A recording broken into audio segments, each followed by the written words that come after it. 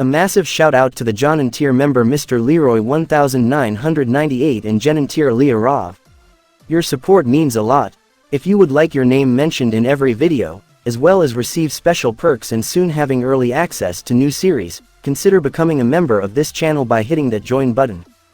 There's a rumor going around, if you like this video and subscribe you will be trained by Sephiroth, if you become a member he will pass on all his abilities to you. Hi guys, this is the next part of, what if Naruto had the most powerful ice Zanpakuto Hyorinmaru? I hope you enjoy. Tsunade, the fifth Hokage of Konoha, frowned, looking down at the young man that kneeled in front of her submissively with suspicion in her amber gaze. His head was bowed, showing her a crown of dark brown locks that could only be the result of a desperate dye job. His breathing was calm and deep, as though he were not afraid of whatever judgment she would make of him. She could sense no nervousness or fear from the 17-year-old before her. His neck bared enough for any fool to make a swift, killing blow. He was trusting his life in her hands, almost like he was not a mass murderer with a humongous bounty on his head. He seemed as if nothing had changed since he was 13, as if he was simply requesting or reporting for another mission. She looked over toward Jiraiya, noting dully that he looked as serious as she had ever seen him, and silently asked a second time if the story he had told her was true. The white-haired pervert nodded solemnly, telling her just as silently that the information he had given her just a few days ago was indeed true. Her frown deepened. Naruto stood by the door, his arms folded in front of his chest and his half-lidded blue eyes watching the scene with an aloofness that even Hyuga Hiyashi would admire. He was, Tsunade noticed with a hint of sadness, becoming more and more like the ninja he was supposed to be. A Chunin flak jacket was leaned up against the wall behind his leg. "Oi, Ba-chan," Naruto called calmly, swallowing his fear as she turned a narrowed eye onto him. "Aren't you going to even ask for evidence of his loyalty or something like that?" Naruto suppressed a shiver as Tsunade threw a dark glare at him, her right eyebrow twitching dangerously beneath her blonde bangs. He gulped at the promise of pain hidden deep within her molten chocolate gaze, a thick drop of sweat trickling down his face as a vein started to pulse visibly on her forehead. "He's right, Tsunade-hime," Jiraiya said calmly. Naruto breathed a sigh of relief as the woman's intense glare was refocused onto the white-haired man, her burning eyes willing the toad sage to burst into flame spontaneously. Jiraiya seemed unfazed. "It's your responsibility as Hokage to review all the evidence and facts before making a judgment," the pervert continued, his eyes unwavering and strong. He was firm in his conviction and was taking the situation with all of the seriousness it deserved. Naruto had a newfound respect for him. Tsunade hung her head and sighed, leaning back against her thick wooden desk. "I know that." She looked up at Itachi expectantly. "Well, do you have any proof of your loyalty?" Itachi seemed to hesitate, then pointed at Naruto. "My first piece of evidence, or rather, my first two pieces of evidence, rest on Naruto-kun's fingers." Taking his cue, Naruto held up his right hand so that his Hokage could get a better look at it. Resting snugly on his ring finger and his middle finger were the Akatsuki rings of Uchiha Itachi and Hoshigaki Kisame. One bore the kanji character for Suzaku, and the other bore the character for South. "I see," Tsunade nodded, "but if that is all you have." "No," Itachi responded, pulling a scroll from the depths of his mantle, "I have more." He laid a scroll out on the floor, unraveling it so that the assembled group could see that it was a storage scroll. He bit his thumb, wiping the blood that gathered onto the paper, then flipped through hand seals. He finished quickly, placing his palms against the edge of the delicate but sturdy rice paper. In a flash, two pieces of a legendary sword sat in Tsunade's office. "Is that?" Jiraiya asked quietly. "Samahata." Itachi nodded. "I retrieved the two halves of this sword before I set out to make contact with Naruto-kun. Without the life force of its original owner present, it was unable to resist me. As it was, in two pieces, its sentient mind is slowly dying, though its powers are no less weak. Which means that it could be reforged into something else," Naruto injected, eyes fixed on the broken sword. "It could be melted down and shaped into armor, or even several new swords." "Since Naruto-kun is the one who broke it," Itachi said, glancing back at the boy, "I think he deserves to decide what shall be done with it." Naruto shrugged at the two Sanin's questioning looks, confirming that he had indeed cut it in two, then spoke, "I don't really have any need of it, so it should be made into ninja for the Anbu. I think they'll find it really useful." "Very well." I'll have our best blacksmith get to work immediately." Tsunade turned back to Itachi. "Any more evidence?" "Yes," Itachi nodded, pulling 2 scrolls from his mantle, the last words of the Sandaime Hokage and the head of Hoshigaki Kisame. Eyes wide, Tsunade reached out and grasped the scrolls, one of which had a seal on it that could only belong to her sensei, Sarutobi. The other had splotches of blood along the edges and bloody fingerprints on the outside, both dried up and dyed maroon from age. She handed the bloody scroll to Jiraiya, who took it with something of a grimace on his face. With haste born of anxiety, Tsunade tore open the scroll in her hands, her eyes scanning the paper with a critical gaze that left even Itachi impressed. She looked up at several points in her reading, either at Itachi himself or at Naruto, no doubt trying to justify the words before her. Her lips fell into a sad smile as she read the last bits of it, her eyes settling on Naruto, who shifted uncomfortably. She sighed as she rolled the scroll back up, looking over at Jiraiya. Her face twisted into a look of disgust as he grimaced, holding up the severed head of the infamous ninja Hoshigaki Kisame. There was a hole in the man's forehead, right beneath the metal plate of his Hittite, and a surprised look on his face, his mouth opened slightly in fear to reveal sharp teeth. Jiraiya held him by his blue hair. Tsunade sighed, "All right, we have the evidence needed. Welcome back, Itachi-san."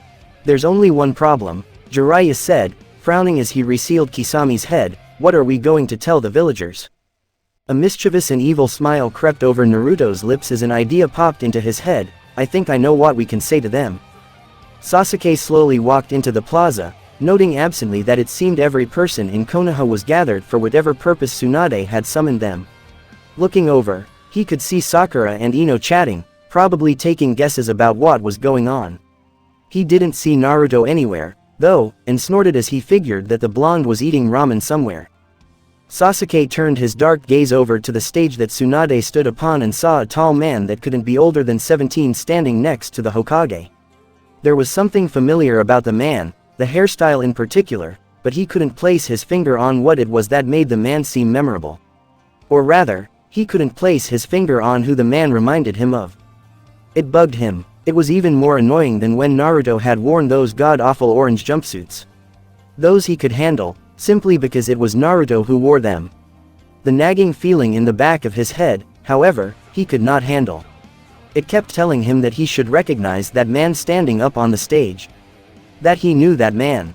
Sasuke growled lightly, wishing that Tsunade would just get this whole announcement thing over with, so that he could go home and ponder this problem properly. But there were still people who had yet to arrive, people who, for whatever reason, needed to hear this speech that she was going to give.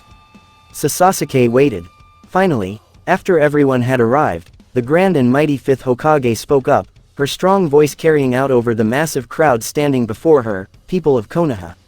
I have gathered you here today to tell you the truth of a matter that has long since been misunderstood and misinterpreted." "Get on with it," Sasuke growled lightly, scowling up at the youthful face of the Hokage. "The truth that you know is nothing more than a lie," she claimed, her voice echoing across the silent mass of citizens and ninja. Her fierce, chocolatey brown eyes bore into the gaze of everyone present, forcing their attention onto her.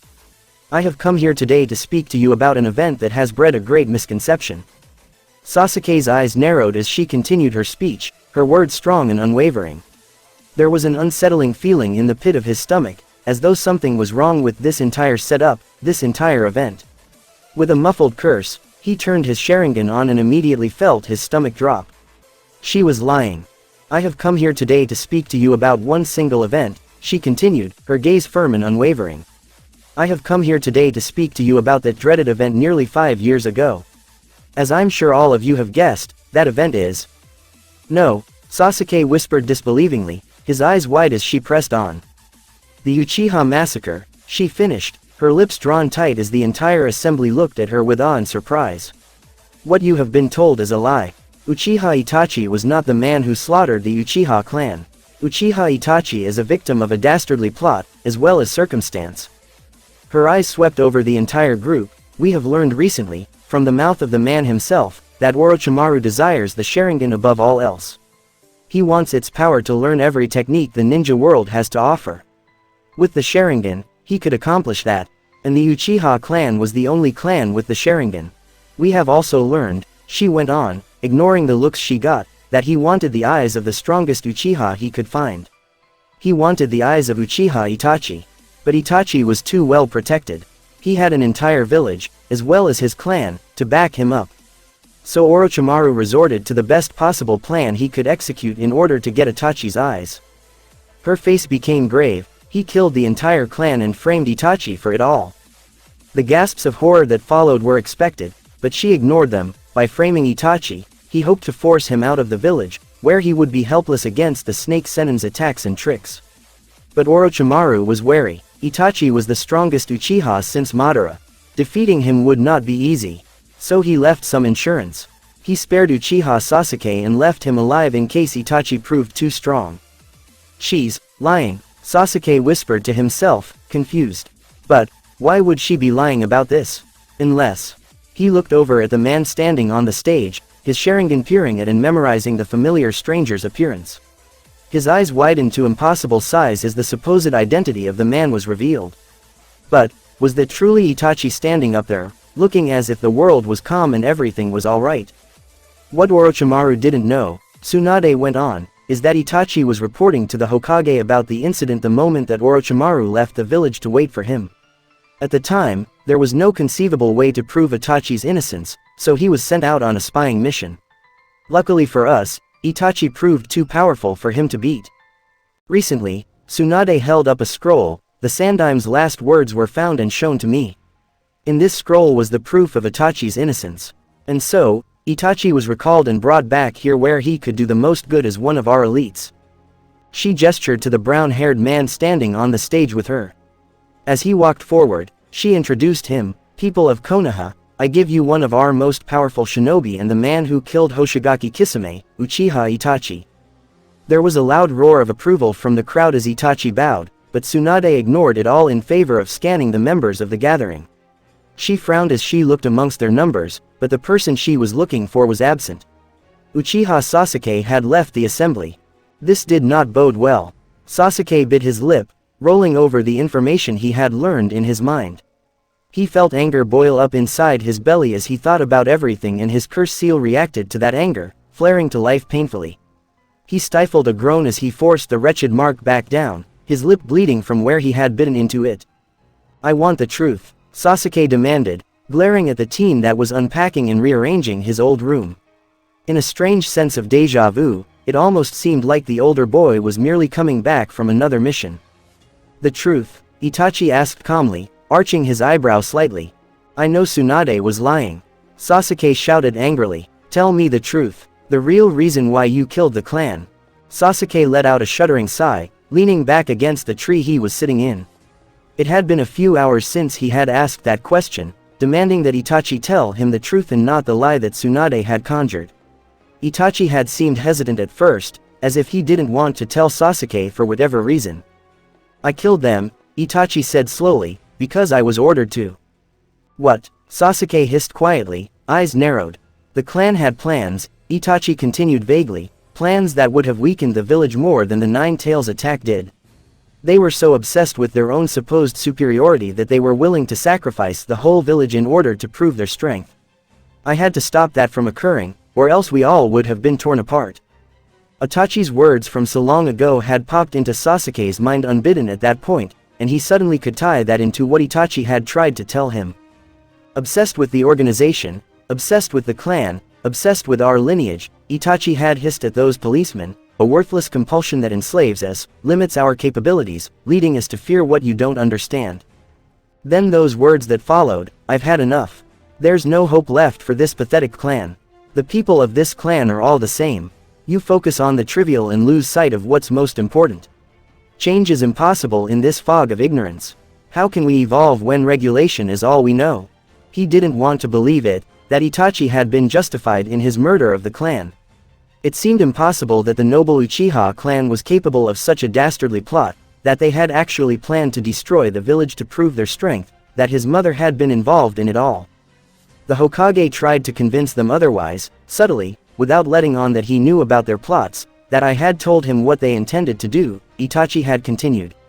But they didn't stop. They were too loyal to the clan. They put that loyalty above their loyalty to the village. Inevitably, it became impossible to change their ways. I was offered the mission to exterminate them for the good of the village. I accepted.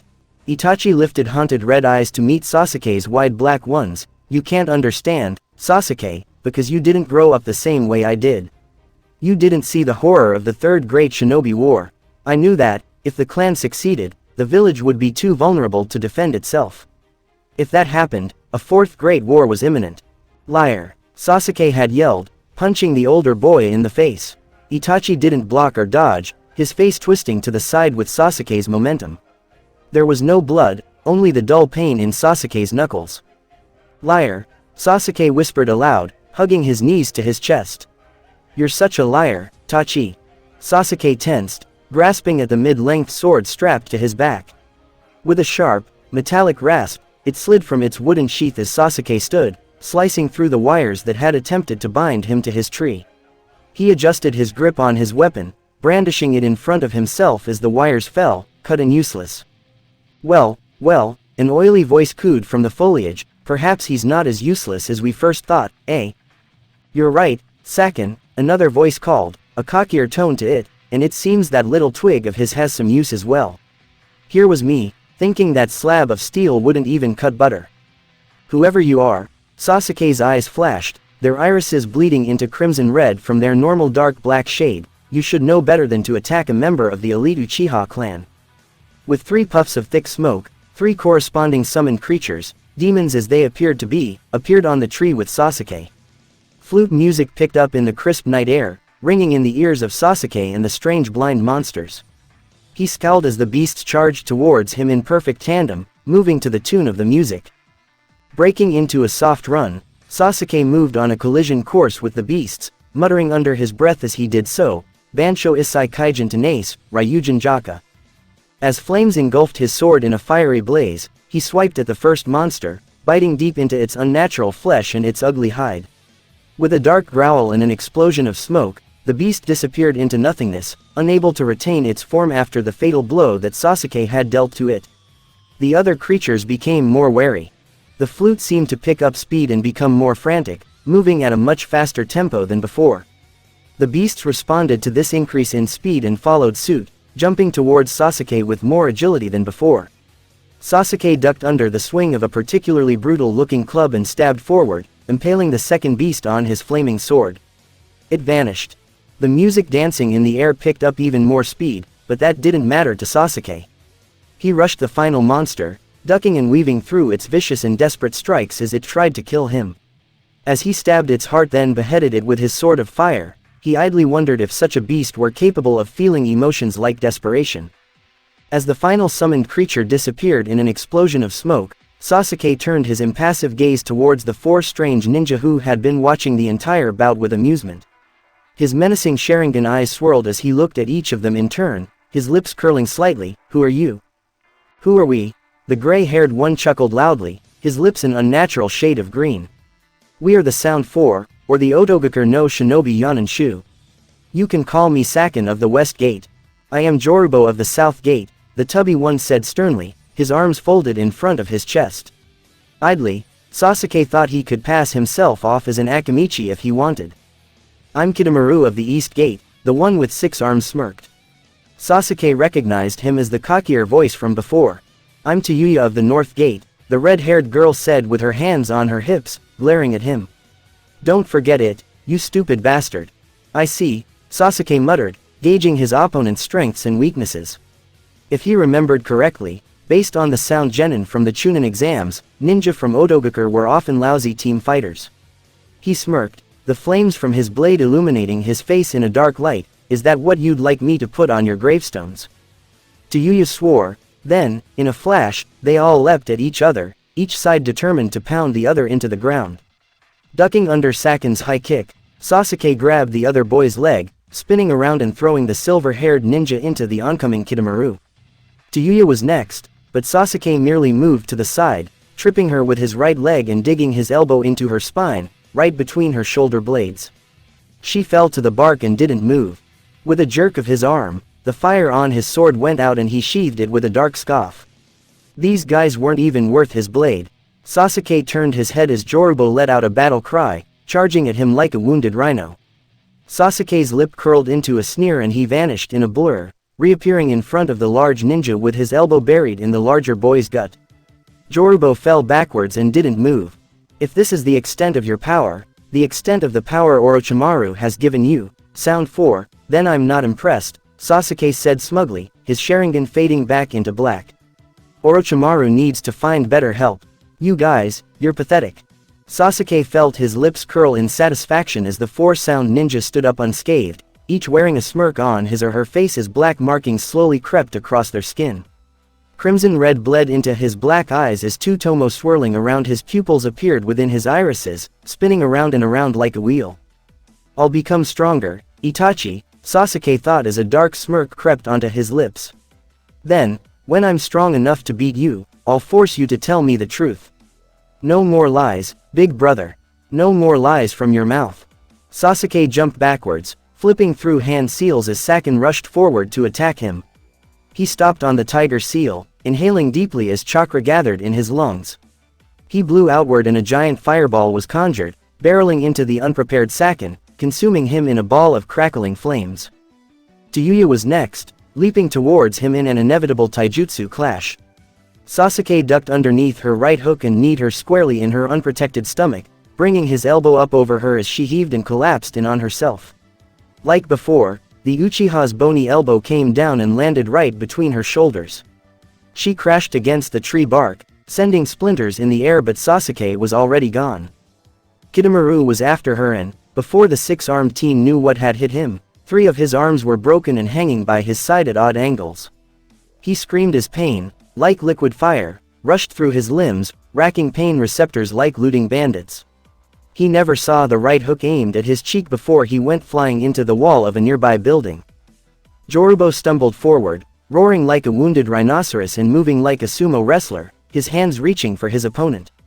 Sasuke scoffed at the larger boy, disappearing in a flash and reappearing behind his enemy, hovering in midair as his kick soared forward and crashed against the giant teen's skull, sending him diving forward into the wood. Sasuke smirked, letting out a mocking chuckle, just as I said, pathetic. Sôten stood first, his already blistering red skin darkening to crimson as his sclera blackened and an ugly fleshy red horn grew upwards from his forehead. Kyubi's skin darkened and tanned, horns growing out through her hair and forming a sort of crown on her head.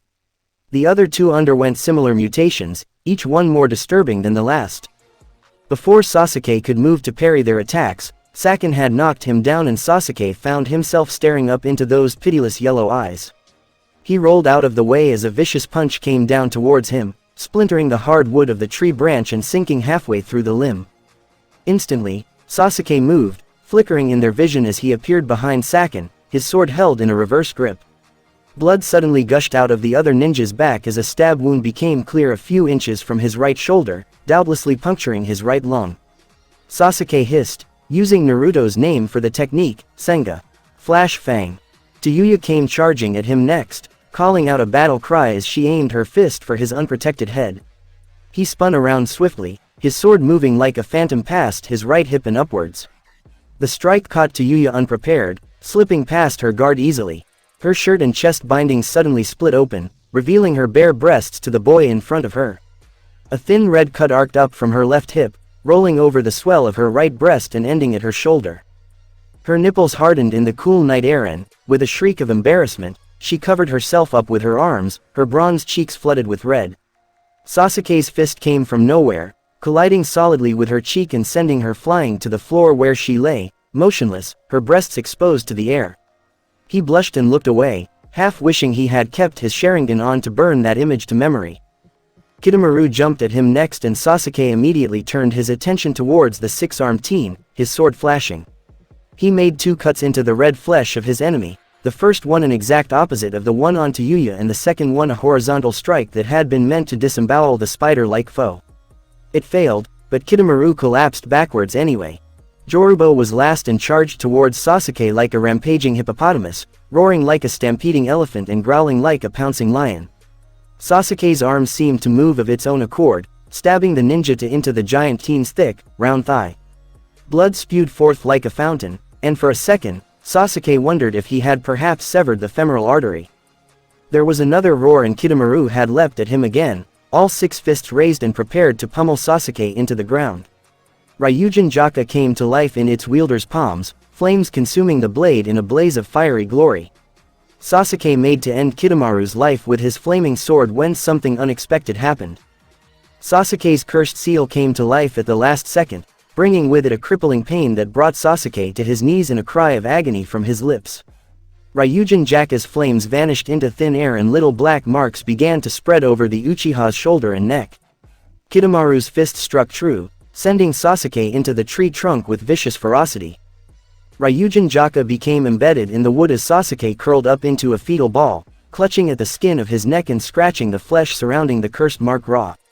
Kidomaru grinned at this and walked up to the boy, rearing his fists back. He threw punch after punch at the Uchiha, clobbering the teen with all his strength. "You can't control it, can you?" he asked smugly, standing back to gaze at the small bruises he had inflicted. "You can't control your mark." He sent one more punch at the boy and tipped him on his side, grinning nastily. "Control of that mark is power, and power is what you want, right? Come with us, and we'll give you that power." Cackling sadistically, Kidomaru picked up his comrades and disappeared into the calm stillness of the night, his laughter echoing through the air. The night was dark, filling the air with a calm stillness that belied the true nature it held in its icy grasp. Mist crept along the ground like a sneaky thief, hiding those who wished to remain hidden and obscuring the ground like a blanket of thin silk. All was quiet and not a person moved amongst the deceptive stillness. A shadow suddenly became visible through the heavy fog, gliding along like a specter searching for his next victim or a place to haunt. The mist moved away from the shadow, as if afraid of it or the might it may hold. Slowly, steadily, the identity of the phantom shade became known, and Uchiha Sasuke was its name. Slung over his back was a pack full of clothes and such the like, as if he were going camping or on vacation. Were it not for the deep scowl planted firmly on his lips, like tent bolted into the soft ground, then it might have been misconstrued for an overnight stay at one of his friends' houses. Anyone who knew Uchiha Sasuke, however, would also know that he wasn't one to go on camping trips with anyone or on vacation for any reason or even stay the night at his friend's house, like a normal child his age. In fact, anyone who knew Sasuke would tell you that he was downright unfriendly, and even cold and apathetic. Sasuke frowned as he continued walking forwards, ignoring the chilling mist as it caressed his bare shins as intimately as a lover, water droplets clinging to his smooth legs. His face was damp, an invisible sheen of water and vapor masking his face and his bare forehead. He rubbed his brow nervously, feeling almost naked without his Hitai. Itachi hadn't been home when Sasuke had decided to leave, which made it all that much easier to escape the ancestral home of the Uchiha. It would have been decidedly harder to run away if Itachi had been there to prevent him from going. Luckily, his elder brother was probably out on some mission or other. "Why, Ni-san, why did you do this?" Tears, hot and salty and pouring down his cheeks, black eyes wide with fear and anguish. "Foolish little brother, blood, endless pools of blood stained the brown earth a sickly maroon. Mother and father lying dead on the floor, crimson soaking into the wood and the mats." A tall teen, almost abnormally so considering his age of 13, walked into the light, his crimson eyes whirling and glaring dispassionately. Fear, uncontrollable fear flooded him in the face of certain death. Sasuke shivered, rubbing his arms to warm himself in the cool night air. He continued walking, his footsteps silent and steady. His sandals made no sound as they clapped against the ground, his toes disappearing in the dense fog. He was like a phantom, a specter that did not exist and lacked the ability to make sound. "If you wish to kill me, then hate me, despise me, and live in an unsightly manner." Sharp gasps and killing intent, suffocating him in his lungs as he desperately tried to breathe. Blood painted the walls, the ceiling, the floor, even the ground was stained red. Crimson oozed from the small cracks between the wooden boards. "Run, run and cling to your pathetic life." Then, one day, Tomo swirled together, forming a shuriken shape that spun slowly. "When you have the same eyes as I do, come before me." "Sasuke-kun," a voice called softly, reaching through the thick vapor blanket that should have shrouded him in anonymity. Sasuke froze, his body going rigid as he thought up maneuver after maneuver to ensure his escape. Each one was rejected. He wouldn't hurt Sakura. Sakura, he turned to look at her, but she recoiled, as if frightened of his cold, emotionless eyes and his toneless voice. "What are you doing up this late?" She stuttered, as if unsure of her words, "I came to see you. I thought you might need some company." He almost arched an eyebrow, calmly responding, "Why's that?" "Well," she glanced at her feet nervously, "things seem to be changing recently. Your brother came back home. I thought maybe you needed someone to talk to, someone to listen to you and pay attention to you." Sasuke didn't respond. "Is there?" Sakura started hesitantly, "Something wrong?" "No," Sasuke replied after a moment, "Nothing's wrong." He turned away from her, forgetting that he had a backpack on his shoulders. "Everything's fine. Go home, get some rest." There was a muffled sob from behind him and it took all his control not to turn around and address her tears, whether to quell them and comfort her or to simply watch as she fell apart in front of him, he didn't know. But the urge was there all the same and he had to clench his knee muscles tight to prevent from turning on his heel. "Why, Sasuke-kun," she cried, tears rolling over her delicate cheeks. "Why won't you say something to me?" "I'm leaving, Sakura," he said after a pause, his voice soft. "I'm leaving so I can get stronger, strong enough to force the truth from Itachi. I need that strength, the strength to make my brother tell me the reason he killed our clan." "The curse mark?" Sakura asked quietly, trying to stem the flow of her tears. She hiccuped, sniffling as she wiped the water from her eyes. "Orochimaru gave it to me," Sasuke said simply, as though she hadn't known that. "He gave me that power. If I go to him, I can learn to control it and gain even more power. Power that can help me force the truth from Itachi." "Is that all you care about, power?" she cried hysterically, her voice trembling with more pain than he'd ever thought possible. "Do I mean so little to you? Has all we've been through been for nothing? You're just going to throw everything we've ever accomplished away, just for some lousy truth that you're probably better off not knowing. Why can't you see it?" Her knees buckled and she collapsed to the cobblestone beneath her, sobbing into her hands. Her voice was meek and desperate. "Why can't you see that I love you?" A pair of warm arms swept her into a soft embrace, holding her against a muscled chest she'd been dreaming of for the better part of 3 years. She latched onto his shirt, sobbing into his shoulder, "I love you, Sasuke-kun. Please don't go." The kiss was soft and tender and unexpected, but Sakura didn't care. All she cared about was the warmth pooling in her stomach and spreading outwards. Suddenly, all her pains were gone and all her tears dried. All that mattered was the soft pair of lips pressed against her own, massaging her fears and pains away. "Goodbye, Sakura," she was starting to feel drowsy, even as his words were whispered into her ear. "And, thank you. Genjutsu," Sakura thought absently. Then, her vision faded into black. Naruto had a bad feeling, not unlike the one he had when he had first met Kisame and Itachi in the inn while he and Jiraiya had looked for Tsunade. It was an acute sense of foreboding, and it usually warned him, quite accurately, of when something bad was about to happen or had happened. Naruto glanced to his left. Shikamaru stood next to him, wearing his Chunin vest over top his normal attire and standing straight and alert. That was uncharacteristic of Shikamaru and proved that his danger senses were most likely correct in their detection of something wrong and of foul play. This whole thing had Orochimaru written all over it. As if Shikamaru's uncharacteristic attentiveness wasn't alarming enough, and Shikamaru being serious was a sign of something horribly wrong, Tsunade was pacing back and forth behind her desk, constantly biting her lip and cursing something or other. Naruto could hear enough swear words in there to make a prostitute blush. Hyôrinmaru rattled in his sheath and that really put Naruto on edge. Hyorinmaru had never been nervous or overly cautious enough to echo such a sentiment as this feeling of wrongness. If Hyorinmaru was nervous, then there was definitely something wrong. Naruto shifted uneasily. As Tsunade continued to pace, Shikamaru looked over at Naruto and arched an eyebrow, as if to ask why he wasn't wearing his Chunin flak jacket. Naruto shrugged, his eyes following the female Hokage as she walked back and forth, still cursing up a storm. Naruto didn't like the Chunin flak jacket, so he chose not to wear it. That didn't make him any less of a Chunin, after all. Finally, the blonde woman stopped her pacing and sighed, leaning forward and laying her palms flat on her clean desk. Her face was dark and serious and her amber eyes were as hard and sharp as tempered steel. When she spoke, it was quiet, but seemed to carry across the room quite easily. At precisely 700 hours this morning, we received word from Haruno Sakura about a certain situation. She turned her gaze to Naruto, It has come to our attention that, at approximately 0:45 hours last night, Uchiha Sasuke left Konoha.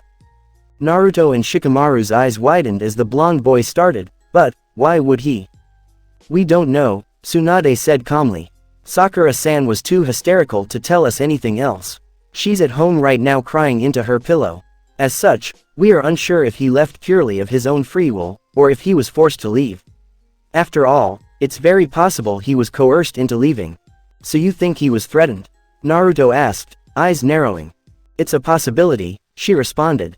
Sasuke's not the nicest guy around, but I doubt he'd leave willingly, Shikamaru spoke up. He was probably threatened, and for someone to threaten Sasuke, they'd have to be pretty strong. The Chunin's eyes hardened. If Naruto and I are going on this mission, Hokage-sama, which I believe is the reason you summoned us here, then I'd like to request a team of Jonin to come with us. I can't honor that request, Tsunade replied. Right now, all of the Jonin are out on missions and won't be back for a while. Most Chunin are in similar situations. I'm sorry, but the only thing I can do is allow you to take whatever strong genin you might cross on the way out of the village. If you're lucky, you'll find 3 or 4 of them. Shikamaru sighed, turning towards the door. All right, we better get going, then. Come on, Naruto, let's go. Naruto, Tsunade called out. Naruto paused, looking back at her. There was a gleam in her eye that he couldn't recognize. In times of war, much like our current Cold War with the Sound, field promotions can occur if a ninja shows enough aptitude. Naruto's eyes widened as she smirked and shooed him out the door. The heavy oak creaked shut with a loud bang. This mission was going to be a difficult one, Naruto could feel it in his bones. Sasuke had left the night before, and if he was being forced, then there was no doubt that there were other ninja to worry about. Sasuke and those unconfirmed ninja had an 8-hour head start. To catch up with them and stay on their trail, he needed to have those who could endure the long run. He needed the elite of the genin. Naruto looked over the people he had chosen for the retrieval team, mentally listing his reasons for choosing them. In order to avoid casualties and fatalities, he needed to be sure about the people he was choosing for this mission. To rescue Sasuke, he couldn't afford to take anyone that wasn't ready for intense combat. Kiba was a certain necessity. As a member of the Inuzuka clan, his nose and sense of smell were unrivaled amongst the genin. Were they to come across more ninja than they could handle one-on-one, then Kiba and Akamaru's tag team method of fighting would prove invaluable. They needed Kiba's skills and senses in order to catch Sasuke and whatever ninja he was with. Neji would have been Naruto's first choice from the Hyuga, but the prodigy had been training with Hiashi and, thus, was in no condition to join the team. Naruto would have brought Hinata along either way, but as it stood, it seemed she would have to be their eyes for this mission. She had some pretty good skill with a sword, but Neji's eyes were still better than hers. Naruto would have liked to take Lee, and if not Lee then Choji, but Lee was still too weak from his surgery. It was likely that he wouldn't recover fully for another week or two, so Lee was definitely out. It was a shame, too. A taijutsu specialist would have been a most welcome addition. Choji was Naruto's alternative to Lee and Shikamaru had even recommended him, but it turned out that Choji was in the hospital for food poisoning. Shikamaru had been assigned the mission, so Naruto hadn't needed to ask for him to join them, but he would have if it had come to it. Shikamaru was an amazing strategist, one with far more skill and wit than most of the people Naruto knew. His strategic ability would play a big part in how well this mission went. The last person that had decided to join their crusade was the one that Naruto had expected the least, though it would perhaps be better to say he hadn't expected her to join at all. The team had run into Tenten on their way to the gates and she had been happy to join them. She was a bit too excited in Naruto's opinion. Be that as it may, Tenten would definitely be an asset on this mission. She had an unprecedented skill with weapons, especially those of the thrown kind. As a primarily long-range fighter, it was essential for her to be on the team, now that he thought about it. What if the enemy had a long-range fighter? That would have spelled their doom. Right, Naruto said, nodding to himself as they all looked at him and waited for his orders. You all know why you've been brought here. You all know what this mission is for and why we're on it. Sasuke ran away. We're going to bring him back. He pulled out a scroll and unfurled it, digging into his kunai pouch for the pen he knew was there, grasping it and clicking the point out.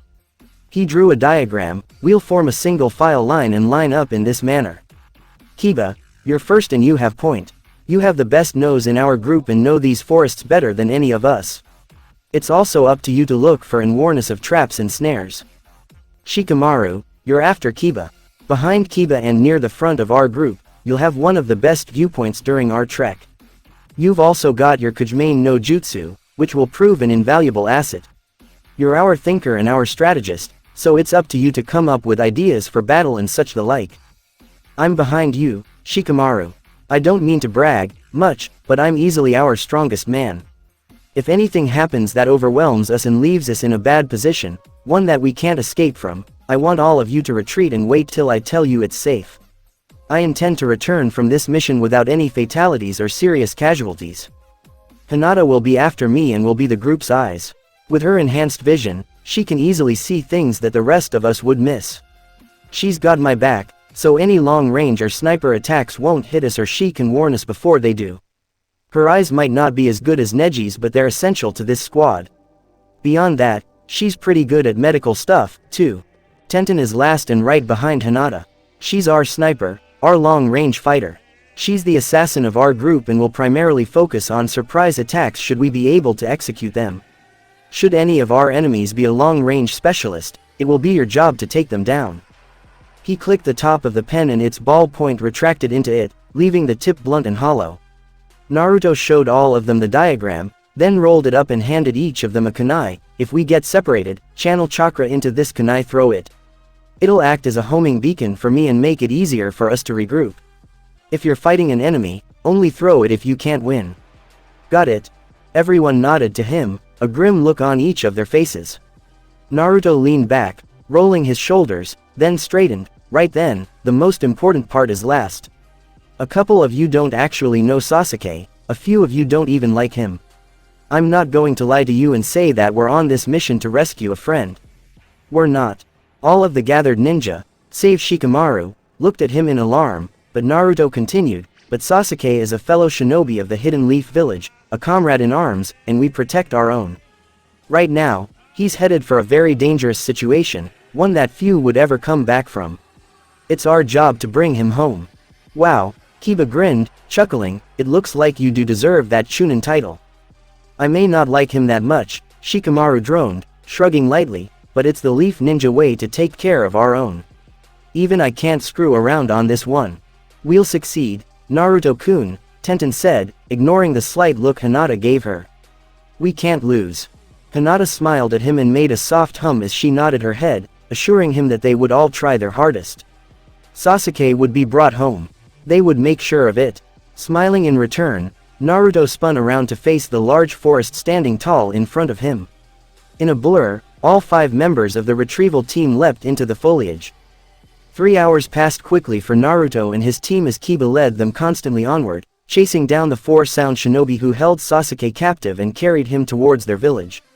Naruto was slowly becoming more and more anxious, though he hid the anxiety behind a mask of indifference. Orochimaru and his henchmen were not stupid enough to keep moving without setting traps. Kiba paused a moment, sniffing at the air with a tentative nose. The other 4 team members stopped as well, waiting for the Inuzuka's assessment. Earlier on in the chase, Kiba had told them that the enemy was traveling strictly by land, which no doubt meant that they were not used to traveling through trees. That presented the retrieval team with a speed advantage. If you traveled on the ground in a forest, you had to expend a great deal more energy in order to weave in and out of the trees, whereas those who jumped through the trees could move twice as fast as those on the ground.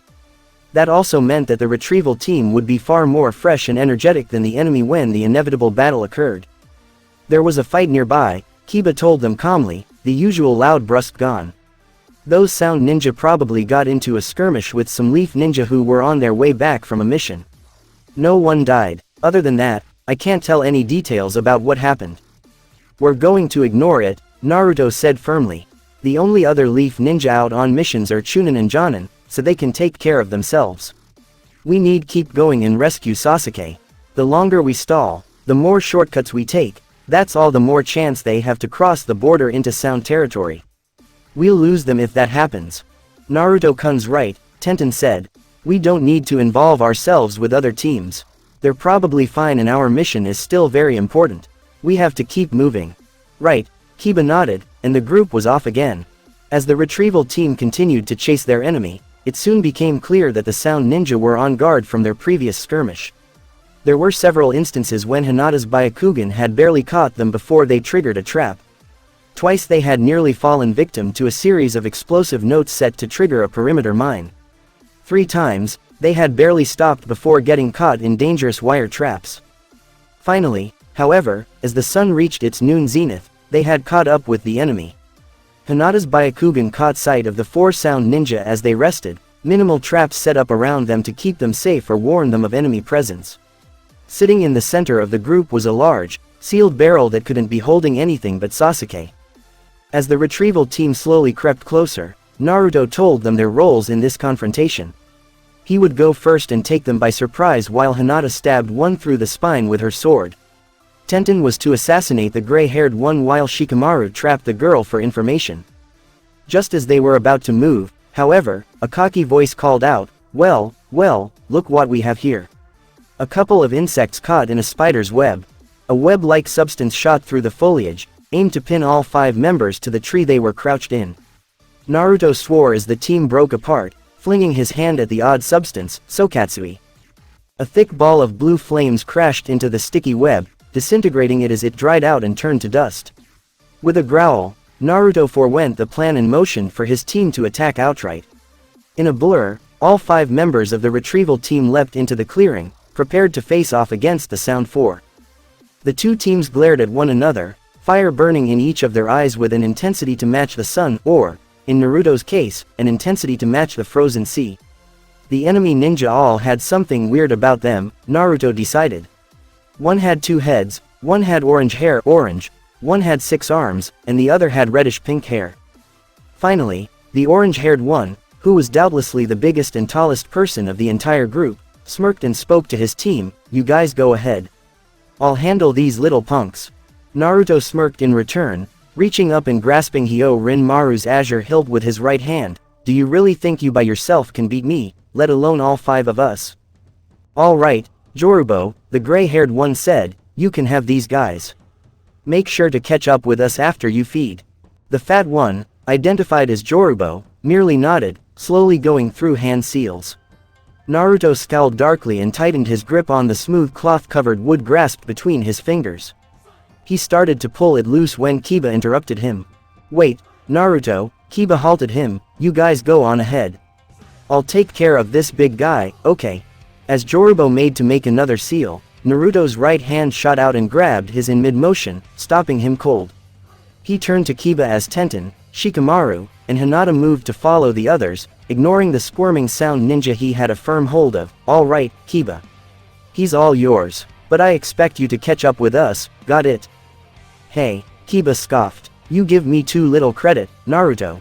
Naruto smirked teasingly, then leapt after the rest of the retrieval team as they continued to follow the Sound 4. As he reached the edge of the clearing, however, he paused and turned his head around to look at Kiba, the small smirk still present on his lips as he said, that's Naruto Taicho to you, Kiba. Jirobu's late, Sôten commented lightly, not really concerned with his teammates' unusually tardiness. It wasn't much to worry about unless he had been defeated by the team Konoha had sent to track them down. We don't really have anything to worry about, Kidomaru said cockily. Those genin Konoha sent to follow us don't really seem all that tough. They couldn't touch us during the invasion, what would make them able to defeat us now?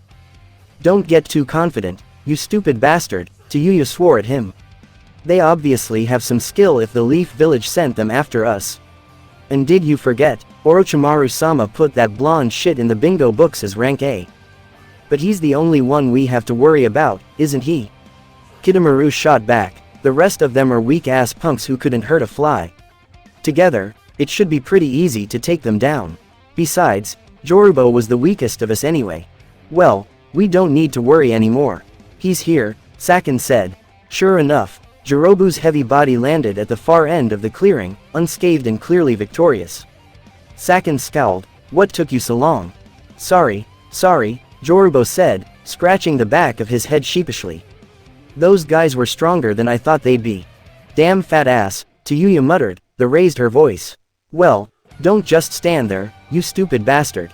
Pick up the barrel. Alright, Jorubo sighed, bending down to pick up the barrel. The other three ninja glanced at each other, throwing a suspicious glare at the large shinobi. Jorubo never failed to reprimand Yuya on swearing, especially when it was directed at himself.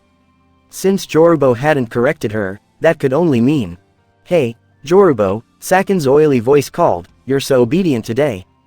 "What do you mean?" Jorubo asked confusedly. "I mean," Saken replied, throwing a kunai at his supposed comrade. The large boy dodged out of the way, alarmed, "That you're not Jorubo." The large teen scowled, then shifted into the pony-tailed Chunin from the Konoha team, his eyes narrowed and his lips drawn into a tight frown. "So, you got me. Whatever shall I do?" "Reign over the frozen heavens," a voice called as the sky darkened, black clouds blocking out the sun. Hyorinmaru, a fierce dragon of water, easily 3 times the size of a normal Suiryuden, rushed through the trees, passing just over top of Shikamaru's head and aiming for the 3-sound ninja. Cursing, the 3 of them leapt out of its path, but Kitamaru wasn't quite fast enough to escape the torrent of water as the beast splashed off of the ground. It soaked into his shirt and 4 of his arms, instantly freezing and weighing him down. He barely managed to right himself and land on his feet, swaying as the ice threatened to pull him to the ground. Naruto walked out of the trees, the rest of the team following behind him.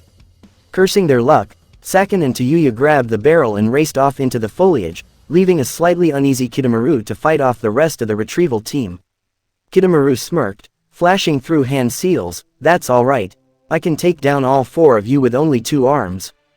Naruto made a move to take him on, but a hand on his shoulder stopped him. Tenten smiled, jerking her head towards the trees. Naruto nodded, and was about to leave again when Tenten pulled on his arm, spinning him around until he was facing her. Surprised, Naruto could do nothing as Tenten leaned forward and kissed him. Her lips were warm and soft, but had a certain edge to them that Hinata's did not. If he had to describe the difference between kissing the 2 girls, he would describe it as 2 different worlds.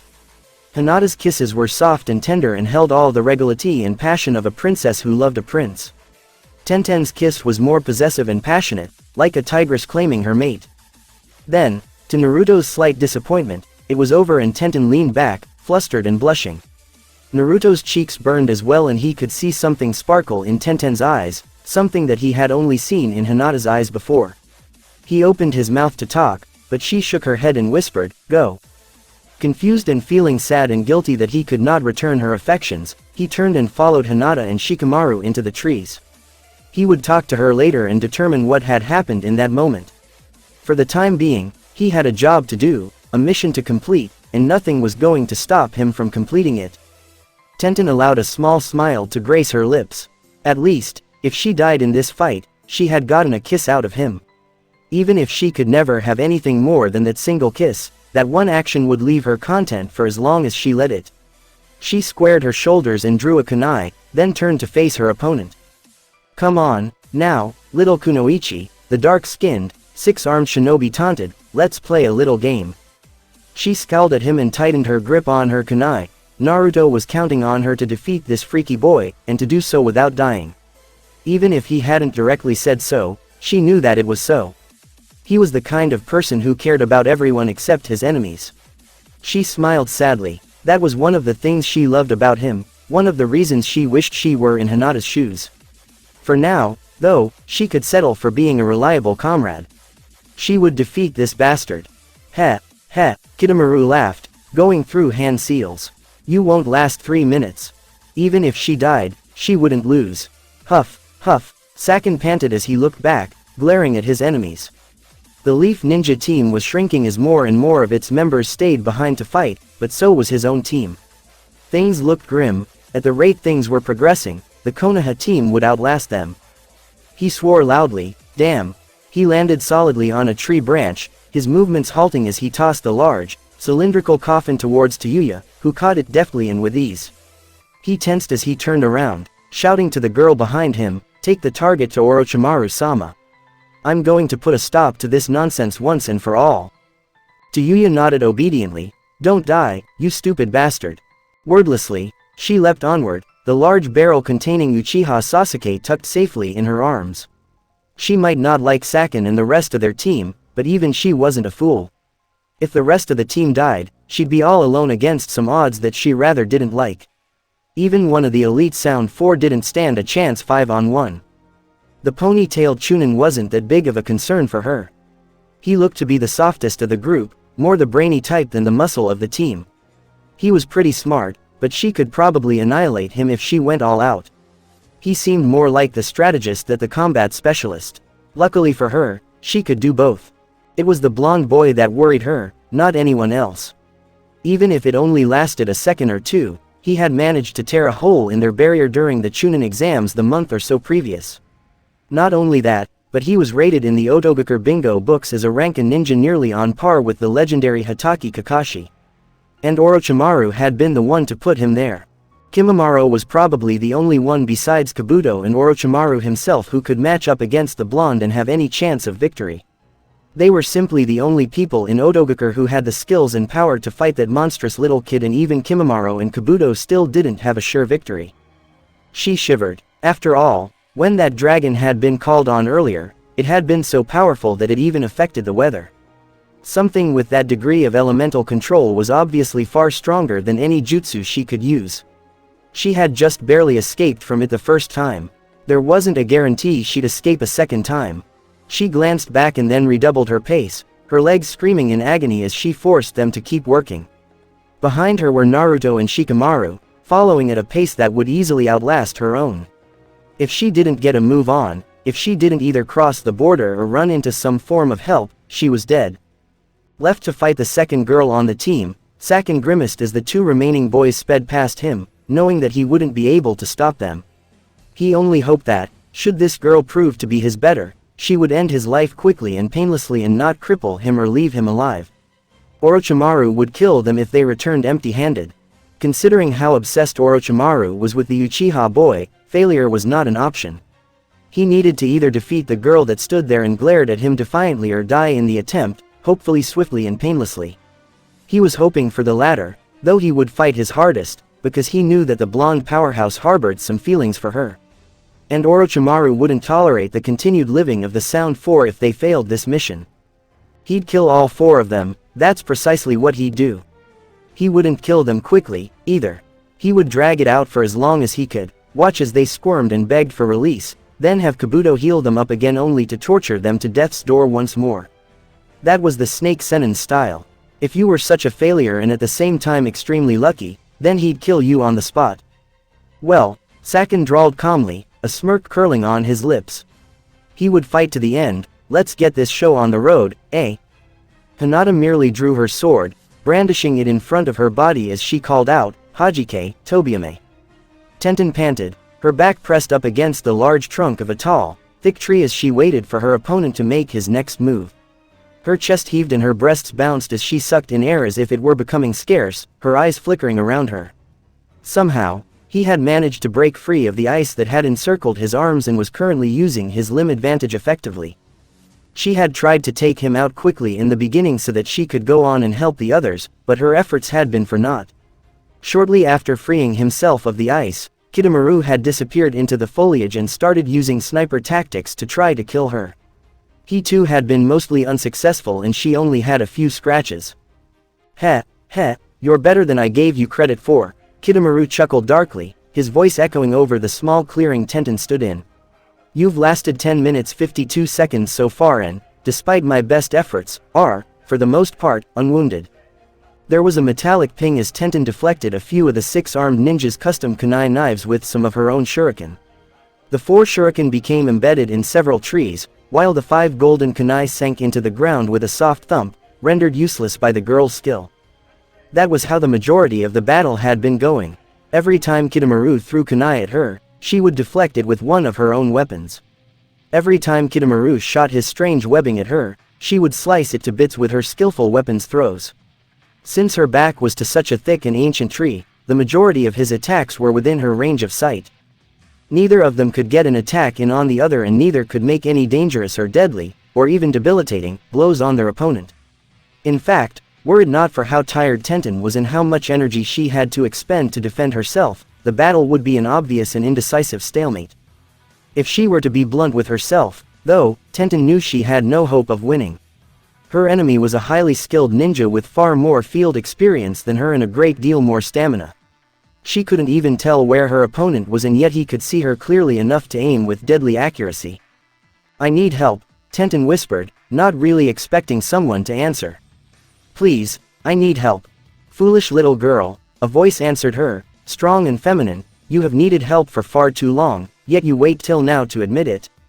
In an instant, the forest around Tenten melted away into a beautiful blue sky with the sun shining on her neck and a delicate breeze wafting against her skin, warm and soothing on her cuts and gashes. She felt a smile curl her lips and let out a soft sigh, relaxing in the gentle atmosphere around her. Until she looked down, that is, and found that she was standing not on land and grass, or even sand, but on a cloud that hovered over a giant ocean that stretched as far as she could see. She let out a terrified shriek and waited to fall plummeting into the icy water below her, but nothing happened. She was still standing on the cloud. "Did you really think you would fall in this place?" the voice from before asked.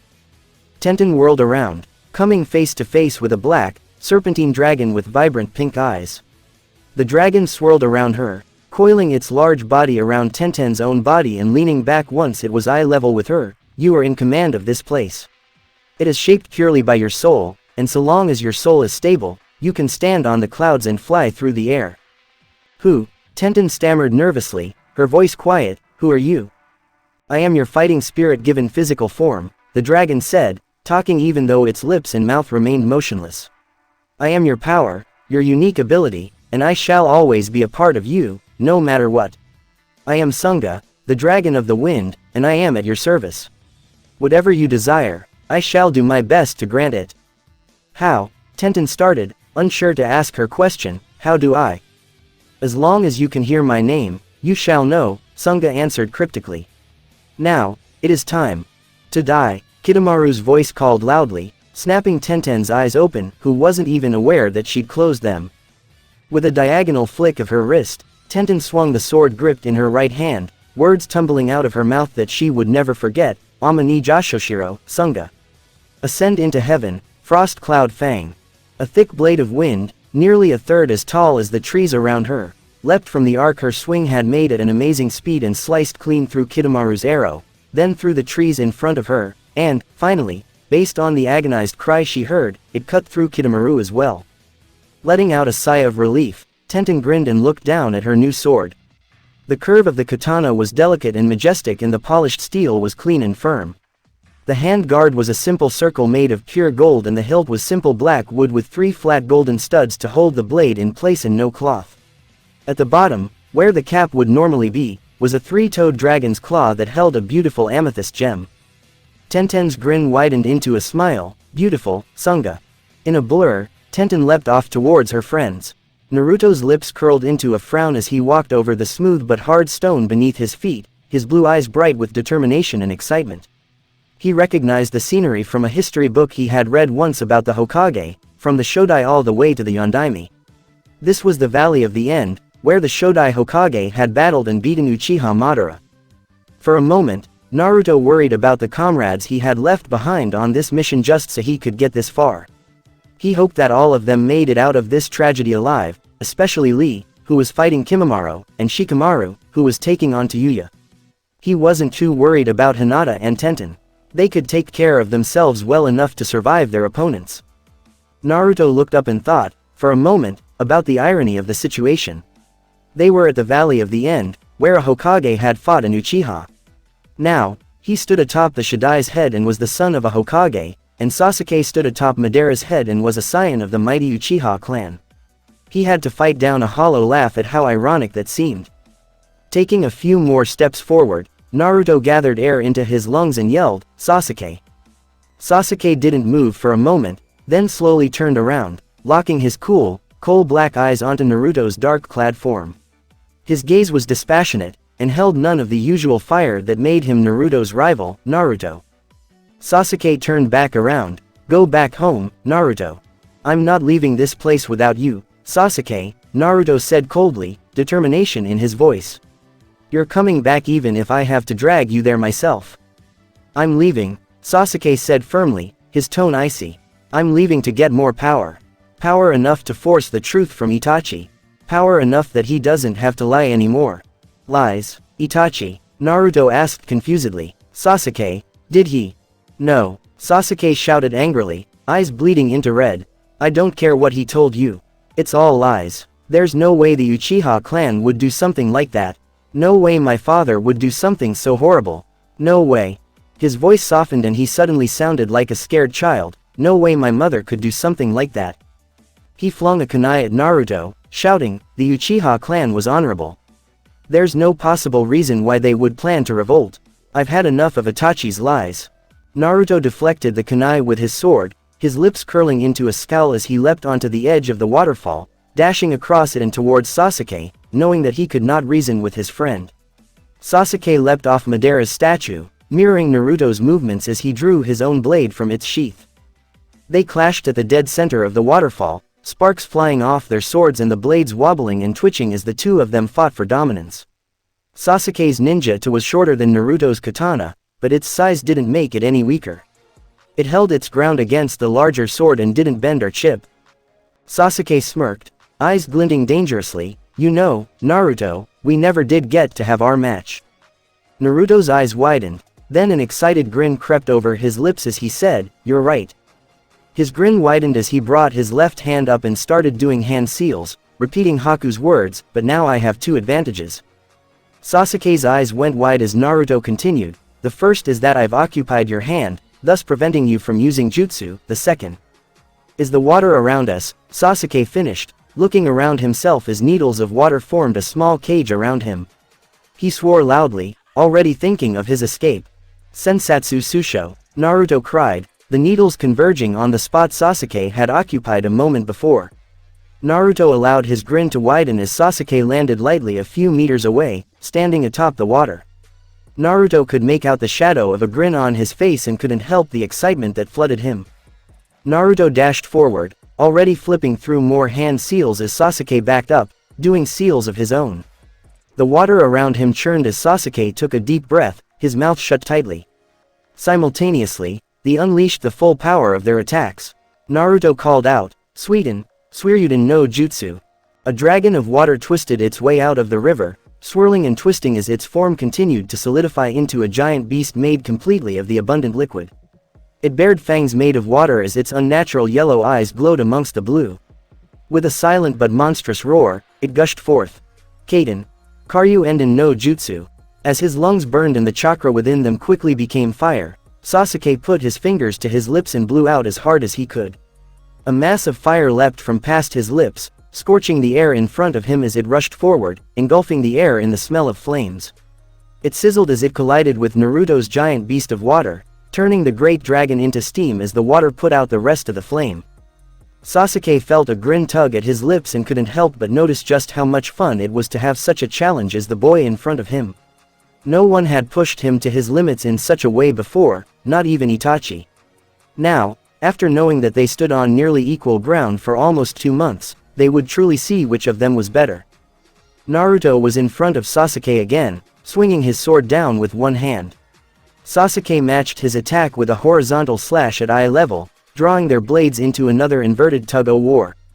Both swords jiggled as they each tried to get the upper hand, to beat their opponent in a contest of brute strength. Pulling away, both struck a second time, Naruto upwards diagonally and Sasuke diagonally downwards. Another direct clash occurred, but both knew by now that neither outclassed the other in pure strength, so they pulled away again, then swung in the direction opposite of their previous strike. They clashed several more times, each blow more thunderous and quicker than the last, before they both admitted that their skill with a blade was about equal. That automatically meant they were about equal in speed, but neither would accept that as the truth without direct proof. Naruto thought he had the upper hand in speed. He disappeared with almost no noise and reappeared behind Sasuke, sword poised to strike. From behind, he missed the small smirk on Sasuke's face before the Uchiha vanished as well, solidifying once more behind Naruto, his sword in mid-stab. Twisting around, Naruto held Hyorinmaru above his head until it was parallel with his ears, watching Sasuke's sword grind against the blade. Naruto arched an eyebrow, Shunpo. Sasuke's eyebrow arched as well, could it be anything else? Jumping back from one another, Sasuke went through a familiar set of hand seals while Naruto prepared his defense. As Sasuke called out the name of his offensive technique, a skill that Naruto not only knew but had in his own arsenal, Naruto called out the name of his defensive jutsu. Kaden. Gukaku no Jutsu. Sasuke inhaled sharply, the air in his lungs converting itself into fire chakra, then put his fingers to his lips and blew out as hard as he could. A large ball of fire, easily 3 times as big as the one he had used on Kakashi months ago during the bell test, barreled forward toward the seemingly defenseless blonde. Sasuke knew better. Sôten. Tsujinheki. A large, 3-meter-tall wall of thick water rose up, encircling Naruto from all around. As the fireball slowly sputtered and died against his unnecessarily strong defense, Naruto was already going through more hand seals and planning an offensive move Itachi had taught him during the return trip from Yuki no Kuni. As the wall of water collapsed, Naruto called out the name of his attack, Sôten, Suigaden no Jutsu. 4. Drill-like fangs of water launched themselves at Sasuke from all sides, quickly closing in on him. 4 shuriken leapt to him from Naruto's hands. Sasuke scoffed as he realized that he only had one option if he wanted to prevent Naruto from driving him into a corner. With a flick of his wrist, the 4 water fangs evaporated into steam and the shuriken fell into the river as melted slag. Sasuke held his flaming blade up, smirking, "How about we up the ante?" Naruto grinned, "Thought you'd never ask." Jumping backward, Naruto swung his sword and called out its name, Hyorinmaru. A giant dragon bigger than any Sasuke had ever seen from any technique launched itself towards him, intent on pushing him down beneath the water. Sasuke leapt out of the way, watching as it crashed into the water and rumbled the cliff with its force. Then, seconds later, the water began to freeze all along the river until only a small space in front of the Shidai's statue remained liquid. Sasuke chuckled darkly, then threw his head back and laughed. This was a challenge, even his could not match that raw power with just his sword and his will. Orochimaru may have been able to, but he was far above Sasuke's level. And if Sasuke couldn't defeat Naruto under his own power, he just needed to use someone else's. He dropped his guard and watched the look of disgust cross Naruto's face as the cursed mark flooded him with power, drawing small black blemishes across his pale skin. He knew, though, that even level 1 would not be a match for Naruto. No, he needed much more power. Soon, he could feel the might of level 2 tingle over his skin. There was a ripping sound as Sasuke's shirt tore and 2 misshapen wings sprouted from his back. His skin became dark and a black cross stretched over his nose like an ugly scar. His sclera turned black but his Sharingan remained its malevolent red. Finally, his hair lengthened to match the statue beneath his feet and became bleach white. He brandished his flaming sword, an excited grin on his face. Naruto only seemed disappointed, not at his power or his strength, but at Sasuke himself, as though the Uchiha had lowered himself to a level Naruto had thought him above. Then, Naruto said that one word, the one word that Sasuke had forgotten all about, Bankai. The transformation occurred just as Sasuke remembered it would, the wings, the tail, the gauntlets, the greaves, even the flowers and the sky darkening. Whatever part of the river had remained unfrozen was now frozen, and even the Shidai's statue was blanketed in the never-ending plain of ice. The attack came before he could catch it, at speeds he could only dream of at his current level, and then he barely managed to raise his sword in time. Naruto's eyes were frigid, colder than Sasuke had ever seen them, and he suddenly understood why Naruto had been promoted an apprentice to Jiraiya for a while.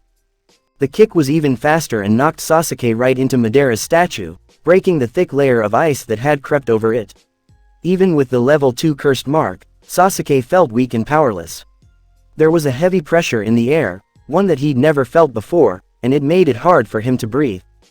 Slowly, like an infant crawling desperately towards his parents during a thunderstorm, Sasuke stood again. It felt like ages had passed instead of a few short minutes, and he stumbled once or twice before flapping his awkward wings and flying until he was level with Naruto. The blonde seemed unsurprised and merely raised his sword. Sasuke brandished his sword as well, trying to recompose himself and lose after having fought his hardest. He waited for his blonde opponent to rush him, but the boy merely stood there, floating in midair, his sword pointing towards Sasuke. Finally, however, he spoke, but his words were of no comfort to the Uchiha, Senninhyoro. Before he could do anything, several pillars of ice rose up around him like a cage, trapping him within their grasp. Looking up, Sasuke knew he'd never make it in time to escape from his opponent's attack and accepted his defeat. He sheathed his sword and bowed his head, then waited for the inevitable. As soon as Naruto twisted his sword, the pillars rushed in and converged upon Sasuke, trapping him in an inescapable cage of unnatural ice. There were no screams, no sounds of pain, and no feel of death. The blonde slowly hovered forward, raised his sword, then slashed into the thick cage. It shattered into thousands of tiny pieces as Sasuke was thrown backwards, his skin its normal pale color and his sclera their normal white. He cried out in pain as he collided with the rock of Madara's feet, hitting so hard that the cliff caved slightly and conformed to his body, holding him to the rock wall firmly. Naruto gently floated down, his icy additions evaporating as he slowly landed on the water, walking across it as though it were dry land. Sasuke's heaving breaths were heavy and pain-filled, but Naruto couldn't figure out why. He hadn't hit Sasuke that hard, had he? It hadn't been his intention to wound Sasuke, merely defeat him with an overwhelming display of power. As Naruto drew closer, however, there was a flash of light behind him and he spun around gripping his sword and scowling. He kept his surprise in check as a pair of shoji doors opened in midair, only to reveal another pair of similar doors that opened as well, revealing a traditional Japanese dwelling. A black butterfly fluttered out, followed by a tall old man who was hunched over, had a head that was shaved bald and covered with scars, and a beard that reached his knees and was bound by black cord. The old man opened his eyes and Naruto suddenly found it impossible to stand and very difficult to breathe. He gasped as he fell to his knees, shivering and clutching at his throat and chest. He felt terror unlike any he had ever imagined, as if there was a god holding a knife to his throat, poised to slit it at any second.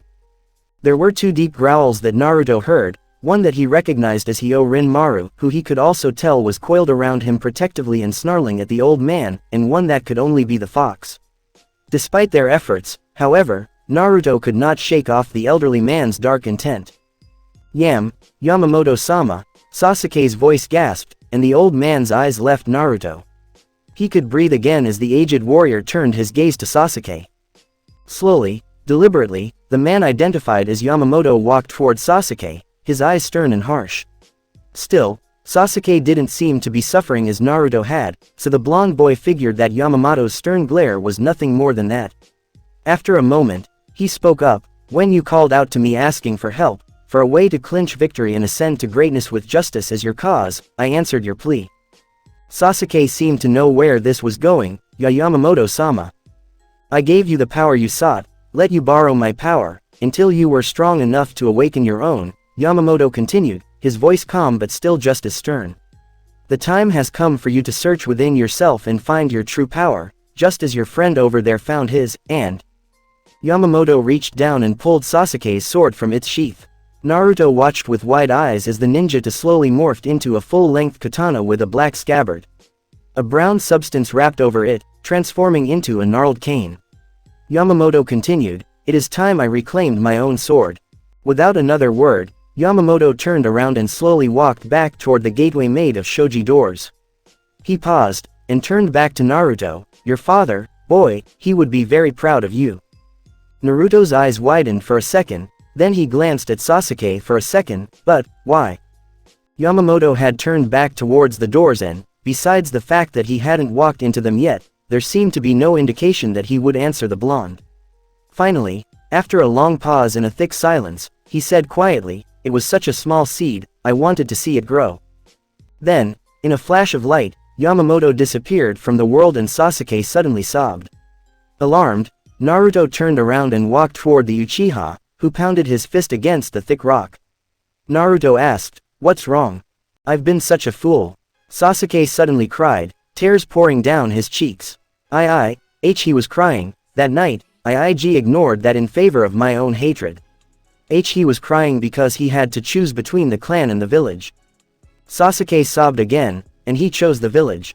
The unspoken, "just like I should've," hung in the air, but Naruto didn't voice it and neither did Sasuke.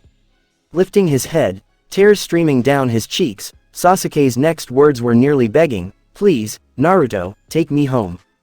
Smiling sadly, Naruto hefted Sasuke onto his shoulders and steadily walked over to the bank of the small lake. He almost slipped and fell in a few times. After all, walking on water with someone slung over your shoulders isn't the same as doing it on land. As soon as Naruto's foot touched dry earth, the sky opened up, and down came the rain. Naruto gently closed the door behind him, satisfied when it clicked shut. His hair was soaked and clung to his head and the sides of his face, but still managed to stay messy and untamed. His clothes were dry, merely because Tsunade had forbidden him to come into her office with wet clothes.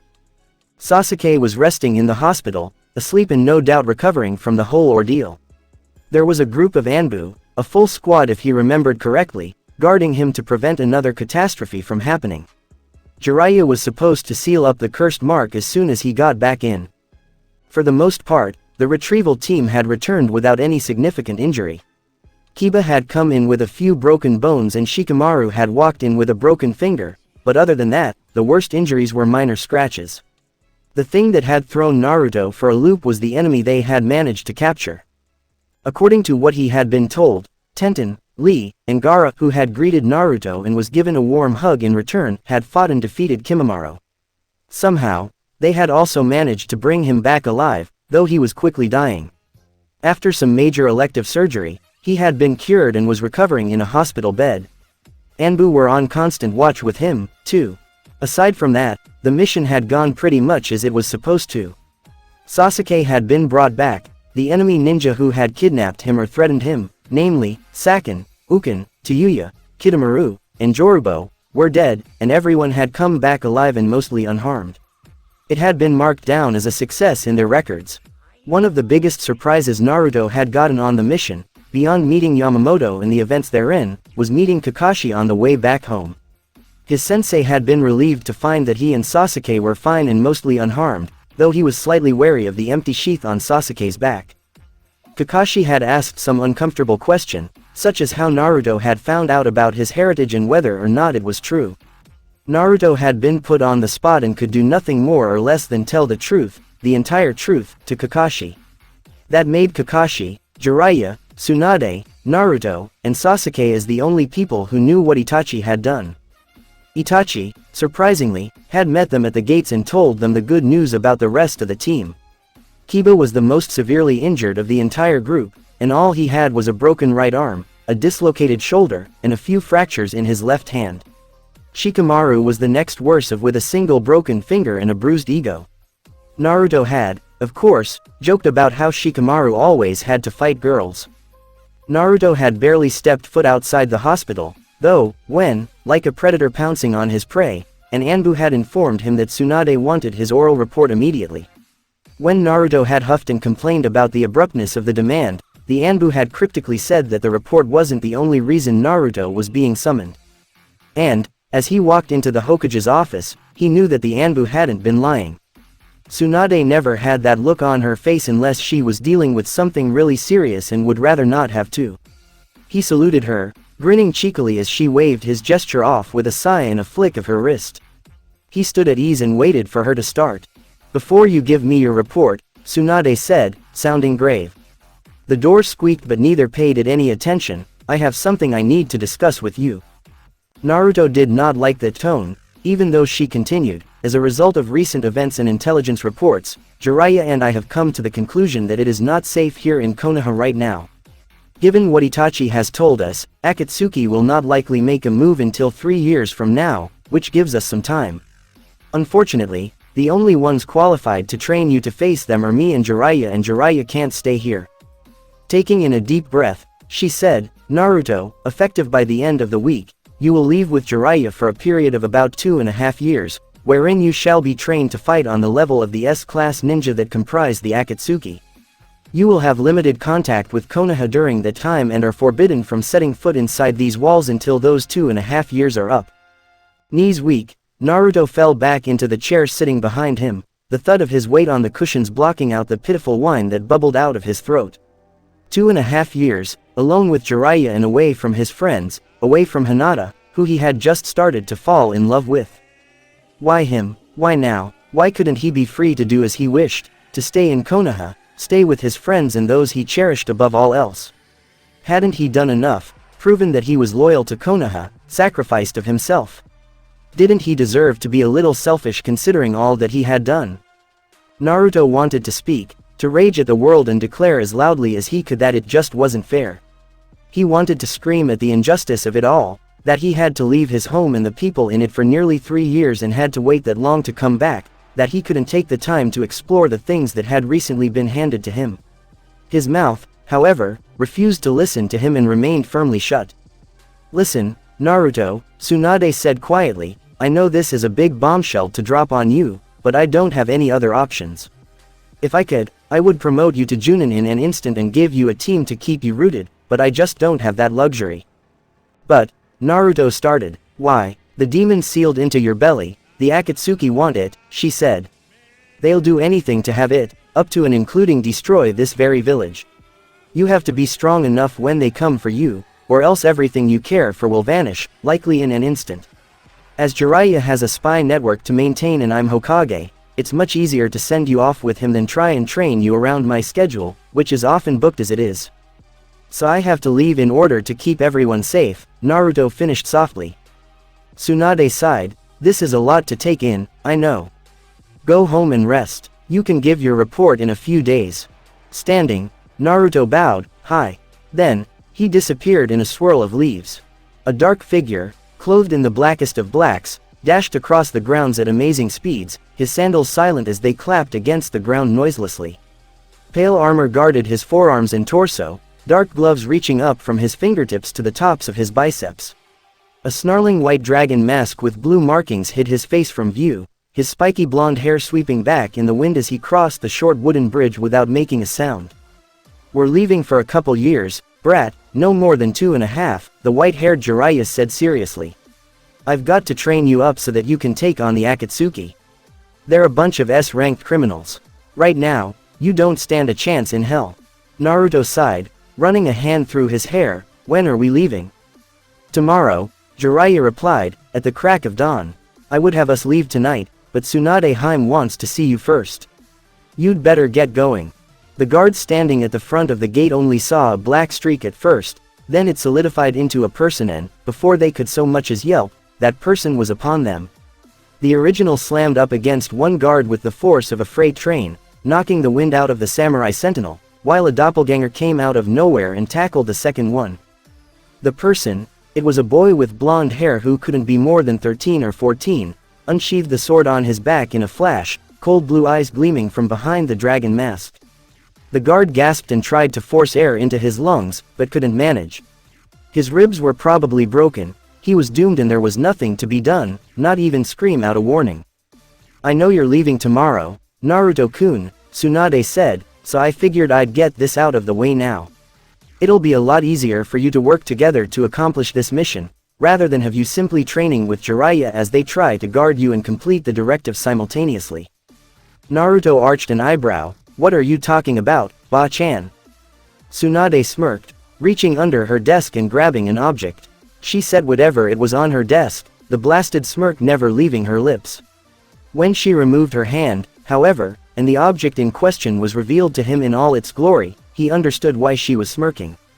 Only an idiot or the most uneducated slob would fail to recognize it for what it was. Sitting innocently on Tsunade's desk was a pale, snarling mask shaped into a dragon's head, though the muzzle was much shorter. It was an Anbu mask. The first boy threw the guard against the pale walls of the gate, poising his sword with deadly steadiness. With a silent battle cry, he thrust the blade into the man's gut, watching as his victim's face filled with pain and horror as he wheezed breathlessly.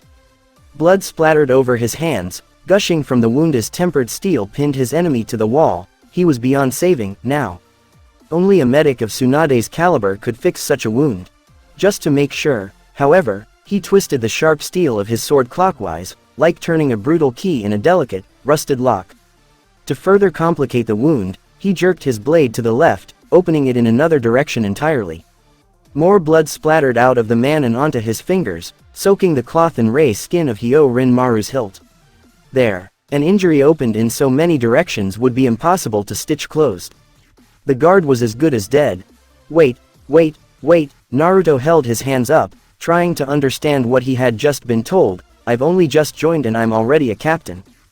"Under normal procedure, you wouldn't be," Itachi said, his weasel mask attached somehow to the bottom left hem of his chest armor. "However, None of us on this team believe we would be good captain material. Yugo-san is a close-range fighter and believes she would not be able to give orders during battle. I simply do not want the position, and Hawk, who refuses to share his real name, said that he isn't leader material. So, naturally, I got stuck being captain, Naruto sighed exasperatedly. That's about the size of it, Itachi suddenly smirked, Taicho. Naruto simply flipped him the bird. The second guard gurgled his last breath, rasping wetly as he struggled to get air to his lungs. Blood trickled out of the corners of his mouth, dribbling down his chin and onto his expensive kimono. His knees gave out and his feet slipped, jerking him downwards. The sword protruding from his chest, however, made it difficult for him to do much than slide a few inches as his pierced heart slowed to a stop. As his shadow clone disappeared with a soft pop in a thin cloud of smoke, the original withdrew his sword and slashed at air, flicking the blood off of the silver blade. He frowned beneath the porcelain, glaring at the red staining the hilt, wishing that it was made of something that didn't soak up the blood, like metal or diamond. He would have to see about replacing the ray skin and cloth with sapphire reinforced by seals. Stabbing his sword into the ground, he made a hand seal and two bunshin popped to life, scrambling to do his silent bidding. Each one grabbed one of the guards and dragged them across the bridge, off into the forest. From there, Itachi would use his raven contract to dispose of the corpses. Peering over past the open gate, Naruto looked into the sprawling compound that was hidden behind the tall, all-encompassing fence. He needed to do this cleanly, one that spoke of ninja involvement and would make Orochimaru slightly nervous about being caught. A simple fire to destroy the wooden abodes within would be too vague and seem more like an accident. Blue eyes swept over the grounds, taking in the placements of the guards and watchmen. He needed to make sure there was no sign of struggle. This needed to look like a massacre done by an elite ninja, an S-rank foe, not the A-rank Chunin Anbu peering into the darkness, guided only by the moon's light. His eyes narrowed as he caught sight of something that could foil his plans. A watchdog, a mongrel, but it was a watchdog nonetheless. It was lying near the farthest house, which wasn't as far as it sounded, supposedly asleep. If it caught wind of him, the entire thing would be ruined and he'd have to pull off a powerful, area-effective jutsu. That dog had to go. Besides, with its thin, stringy body, its visible ribs, and the gaunt, sunken eyes, he was probably putting it out of its misery. It was obviously being starved. Naruto mentally went over the mission assignment once again. Assassinate Ekigoya Rokube. The merchant, Ekigoya Rokube, has been discovered dealing weapons and other illegal objects and substances to the hidden Sound Village. He and his partners must be eliminated and made example of. S-rank mission. Frowning, Naruto turned his attention back to the dog and pulled a kunai out of his holster. Taking careful aim at the sleeping beast, he knew that he'd only have one shot at this. A flick of his wrist sent the weighted weapon flying through the air, whistling lowly. With a soft thud, and a small splash of blood, it buried itself in the mongrel's skull, right between the eyes. It was dead instantly and painlessly. With the beast taken care of, Naruto made hand seals and 4 more bunshin popped into existence next to him. They all nodded, 2 of them taking off towards the farthest building, one taking the middle building, and the other taking the building on the far right. They all moved silently and stealthily, avoiding other guards. Unsheathing his sword, Naruto leapt onto the roof of the middle building and pulled out 2 shuriken with his left hand. He threw them, watching as they each sank into the body of another guard. The first one sliced through one guard's neck from the back, severing his spinal cord and killing him almost instantly with a splash of blood. The second embedded into the forehead of the other guard, whose eyes glazed over as he fell backwards. Naruto cursed as a third guard came rushing out of the building, his lantern swinging about in his hand as he frantically tried to figure out what was going on and why his comrades were dead. Naruto pulled out a kunai and chucked it with all of his strength, watching as it soared through the night air and sliced clean through the third man's neck, in the front and out the back. He collapsed backwards in a violent spray of blood, clutching his neck as he died. With the 3 guards taken care of, Naruto leapt onto the roof of the third building, running silently over the tiles. No one noticed him, leaving him a clear-cut path towards his target. He passed by several more guards, making sure he was unseen as he traveled over the rooftops. As he reached the back of the lengthy building, he saw a sort of walkway stretching out from it. A cold, satisfied grin swept over his lips, his eyes sweeping right over the walkway and to the other end of it. There, Hidden away behind the building and protected by the large walls that enclosed the entire compound, was a small, comfortable shack big enough for only one man to live in. There was a light on that shone through shoji doors and tobacco smoke filtered out of the window. As he put one foot forward, intent on barging into Ekigoya's little hut, the memories of his cage bunshin flooded his mind. His blade sank into the unprepared man's chest, pinning him against the wall stomach first. Twisting the samurai's arm behind his back, he dug his elbow between his victim's shoulder blades. His other hand crept up, jerking the man's jaw sharply. With a loud crack, the previously asleep bodyguard's neck snapped and broke. The man slumped, dead. The man sitting on the floor was ignorant of the ninja creeping up behind him, blade gleaming in the candlelight. He seemed to be meditating as he sat on his cushion with his hands folded in his lap, murmuring some weird incantation. The blond boy walking up behind him, however, was not one to look a gift horse in the mouth. With a swing of his sword, the chanting stopped and blood gushed out, flooding the room with crimson and splattering against the white shoji door. Naruto glanced down at the sword lying near the dead man's feet. This was not a civilian, so the blonde could kill him. The woman walked past, shivering lightly as she moved towards the pot of boiling water. With a content sigh, she poured the water into a cup and started to make tea to alleviate the cold, not noticing the shadowy figure leaping through the door she'd left open. Her ceramic cup would fall to the floor later and shatter when she walked back to her room and glimpsed through an open door, only to see a body and an ocean of blood. He tackled the unprepared man to the floor from behind, forcing the balding man to the wooden boards beneath them. His knees pressed painfully into the man's back, driving all air from the man's lungs. While his target was stunned, he reached down and grasped at two places, the top of the man's skull and the far side of his jaw. With a twist and a sickening crunch, the aging samurai knew no more. He was pressed up against the wall, waiting for his next target to pass by. He could hear the man humming, as well as his heavy, uncoordinated footsteps. The man was either drunk or deliriously happy, or perhaps some combination of the two. As soon as his foe stepped close enough, though, he reached around and pulled him to the wall, using the momentum of the roll to slice cleanly through his throat. With a wet gurgle, he died. Several other memories flitted through Naruto's head, but he blocked them out. The first 5 told him that there weren't any other ninja around, which made his mission a lot easier. With a grim smile, he looked over the edge of the tiles and saw a guard below him, holding a lantern as he dutifully protected his boss. Silently, Naruto hopped off the roof and fell toward the ground, sword in hand.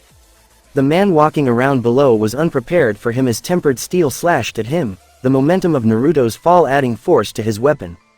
The blade started at the man's skull, cutting downwards through his neck, then his chest, and finally, his groin.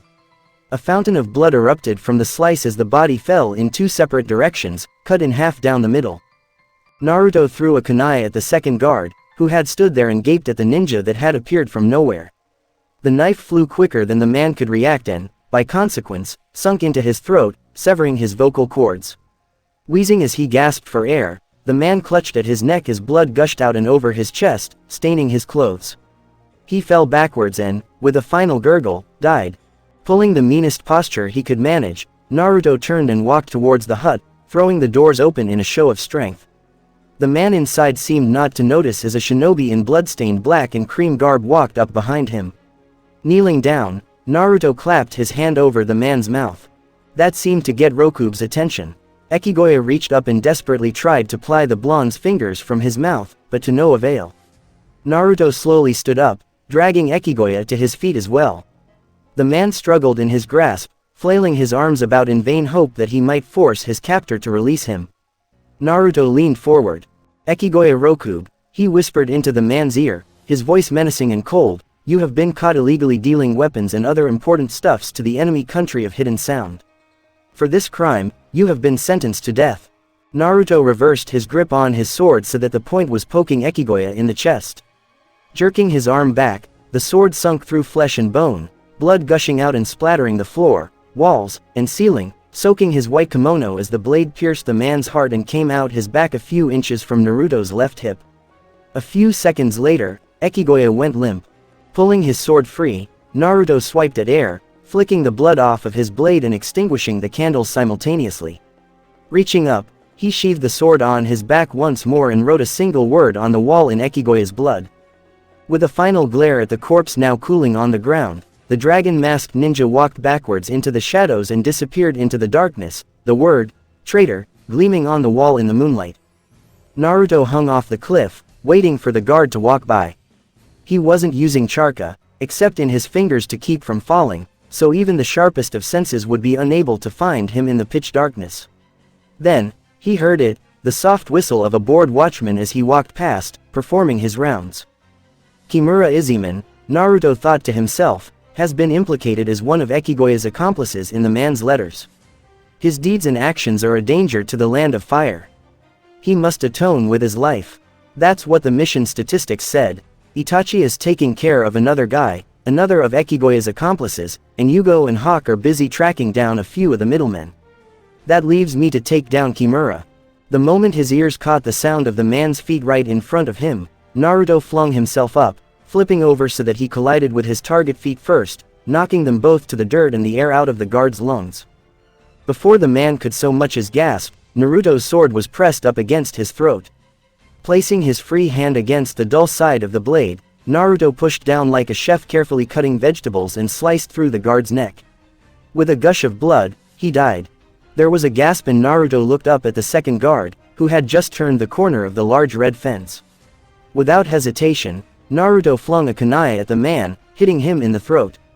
There was a splash of blood that splattered over the ground as the guard reached up for his neck, dropping his spear and stumbling backwards. He wound up tripping on the edge of the cliff and fell to the ground 15 feet below with a sickening crunch.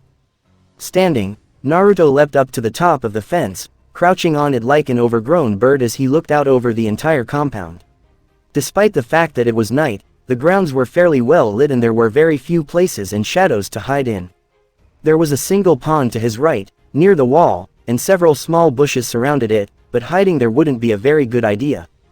There were two large buildings connected to one another by walkways, all painted red but for the dark roof, and they blocked his view of the back but for small glimpses. Attached to the building on the right was another walkway, and attached to that walkway was a small hut, the pale white door glowing from an indoor fire. Naruto's eyes narrowed. That was his best bet. Naruto leapt down from the gate top, sword poised in a downward stab. As he came down, his sword sunk through the guard's right shoulder a few inches from his neck and sliced through several organs as well as vital arteries. There was a violent spray of blood as the man collapsed and died, letting him know that he had severed the jugular vein, and it splashed all over him, soaking his uniform through and dyeing Hyôrinmaru's hilt red. Hearing footsteps, Naruto rushed up to the building and pressed himself up against the wall. A few seconds later, another samurai walked onto the walkway right before Naruto's eyes. Leaping from his hiding spot, Naruto grappled the man and pulled him outside, pushing him against the wall. With a violent stab, he cut through the man's spine and into the wall, jerking his blade upwards and into a lung. As soon as his sword was loose, the man slumped against the wall and slid to the ground, leaving a trail of blood behind him. Going through several hand seals, Naruto stopped on Snake. The earth and dirt at his feet rippled and dove upward, swallowing the corpse whole and dragging it down beneath the surface. A single seal later and several cage bunshin popped into existence noiselessly, saluting him before they rushed off to their destination.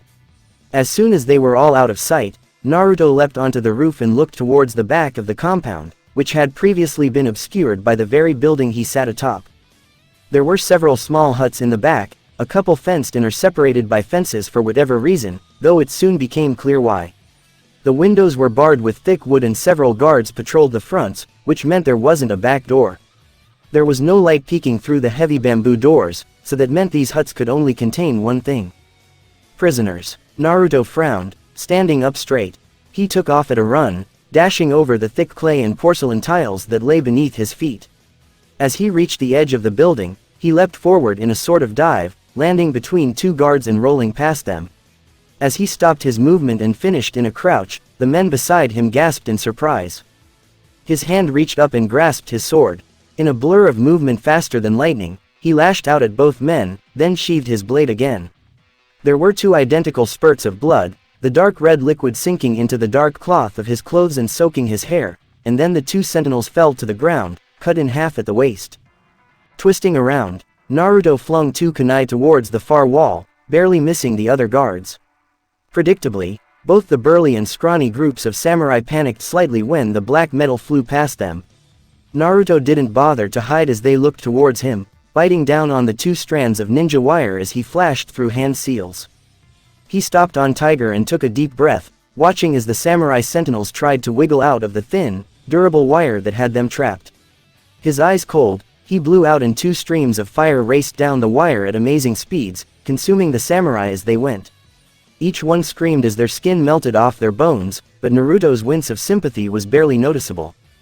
Turning his gaze away from them, Naruto leapt over the building in front of him, landing on the wall behind it and leaning against the back of the small hut. Turning to look at the barred window, he tapped against the wood as hard as he dared to. There was a slight ruckus. He had obviously startled whoever was in there. "Hello?" a voice asked unsurely, barely older than perhaps 14 or 15. "Who's there?" "Depends," Naruto said softly. "Who's in there?" "Ishida Mitsunari," the voice replied, brimming with confidence, former heir to the daimyo throne of Nami no Kuni. "Nami no Kuni, huh?" Naruto replied. "What are you doing so far away from home, Ishida-kun?" "I'm a political hostage," Mitsunari said darkly and bitterly. "Geto kidnapped me to use against my father about 2.5 years ago. He said he'd kill me if my father didn't bend to his demands. If it had been my choice, I would have rather died. Because of me, Geto and his bastard buddies have my country under their thumb." Naruto allowed a chuckle to pass his lips. He could practically hear Mitsunari flush. "Don't laugh. It's not funny." "You're right, it's not." Naruto didn't bother to stop laughing, but the irony is killer. "Right," Mitsunari said scathingly, his tone sarcastic. "Irony. It's absolutely hilarious." "It is," Naruto replied, "because Geto's dead." Mitsunari shifted around, a pregnant pause blanketing the two of them. "Then, what?" "Geto's been dead for about a year or so now, give or take a few months," Naruto told him calmly. "I saw him die with my own eyes, his neck slashed almost in half. If that didn't kill him, I'm sure the 4-story fall did." "So, Geto's dead," Mitsunari mused. "That means that my country is free. Good. Even if they don't need me, I'm sure things are working out for them." "You could always go back, you know," Naruto told him. "I could set you free and lead you back home or point you in the right direction. I could even kill the guys holding you captive so that you can make a clean getaway." "No," Mitsunari said solemnly, "I can't go back.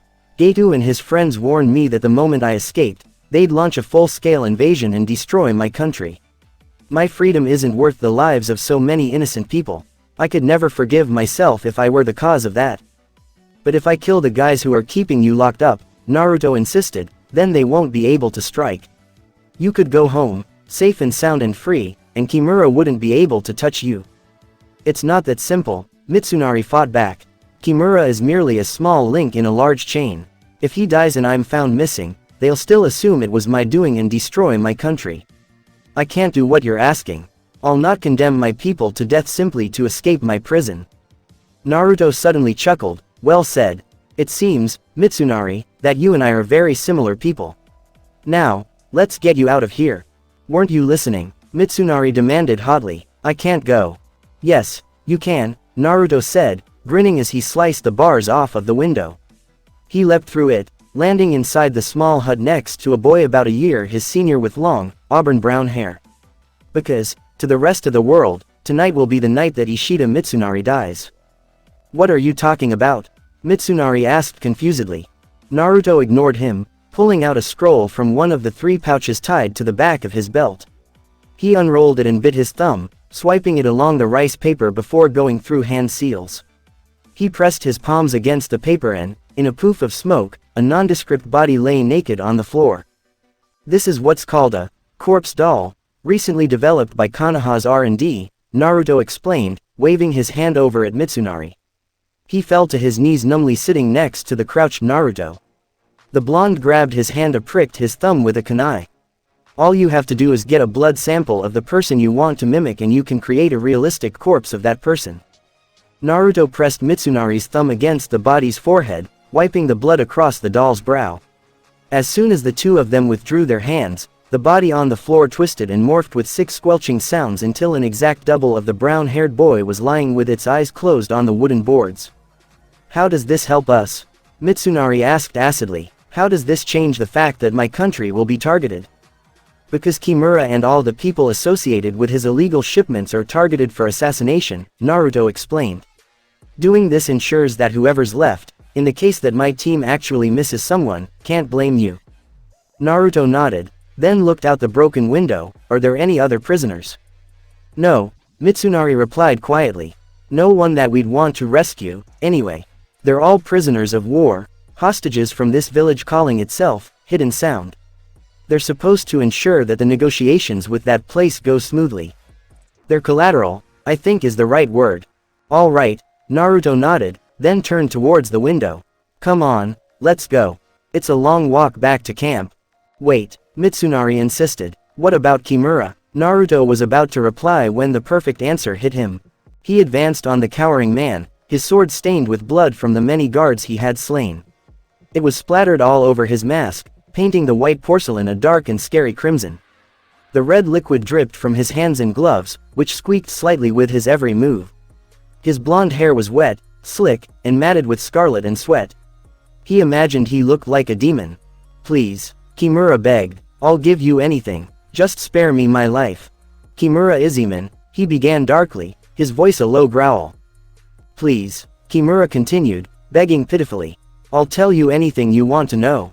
Your future, he spoke harshly, his breath rattling against his mask, is death. His strike was fast as lightning, slicing cleanly through the man's neck. He watched stoically as Kimura's head flopped to the ground, blood gushing from both sides of the severed neck. It splashed against the wall, staining the floorboards crimson and coating the room in a coppery stench. His job done, he turned around and disappeared with a small pop. Naruto let go of the breath he'd been holding. Kimura Izumin is no longer a problem. Mitsunari shivered at his tone, then sighed, all right, let's go. Naruto nodded, stand near the back wall. Mitsunari did as told, feeling uneasy as the blonde boy went through several strange hand motions. The feeling intensified as his companion took a deep breath, pressing his fingers to his lips, and then blew. A giant fireball was what came out, barreling into the front wall of the hut with raucous intensity. I've had some tutoring in ninjutsu, but, Mitsunari whispered in awe, I never imagined. Stop ogling and hop on, Naruto said hotly. Mitsunari turned away from the flames almost reluctantly, draping his arms over Naruto's shoulders as he climbed onto the boy's back. He expected his new friend to just burst through the wall like a rhinoceros, but the blonde proved him wrong by pressing his hand up against the rear wall and closing his eyes. Hado no Sanjusen, Naruto said quietly, Sokatsui. There was a bright flash of blue and, suddenly, a large portion of the back wall was missing, as if it had simply disintegrated. Mitsunari kept his eyes wide open, afraid that he'd miss something if he blinked. With a large space cleared for their exit, Naruto leapt away from the hut and into the woods, even as the other prisoner huts caught fire. Mitsunari didn't look back even once. Naruto landed atop the roof of the tall building, amazed at the advanced structure it displayed. Yugo landed next to him, her long purple hair cascading down her back and her mask covering her face. She was his partner on this mission because the target was suspected of hiring high-level ninja. The mission was simple. Ekigoya Haisuke, the uncle of Ekigoya Rokube and nearly twice as corrupt as his nephew, needed to be assassinated. Itachi had been trailing him a little while back and deemed that he had no more information that would be useful to them. Thus, the order was given to assassinate him. Sunlight blanketed the small town in brightness, which meant that there were much fewer places to hide. Normally, they wouldn't be doing a mission like this in broad daylight. It risked mission failure and the discovery of their involvement. That was not something that Konoha needed, considering how tense the situation with Sound already was. Ekigoya, however, had made things a bit more complicated than Team Foxhound would have liked. He was scheduled to leave the country by boat in the middle of the day and would henceforth be unreachable in the land of Earth, sheltered by a few of Sound's allies in Iwagakure, the hidden stone village. That was why Naruto and Yugo were where they were, perched atop a 3-story building made of sanded, symmetrical stone. Behind them was the vast land of Fire Country, and in front of them was the famous Sea of Japan, which split Fire Country in half and ran along the edge of the East Continent and up to Tsuchi no Kuni.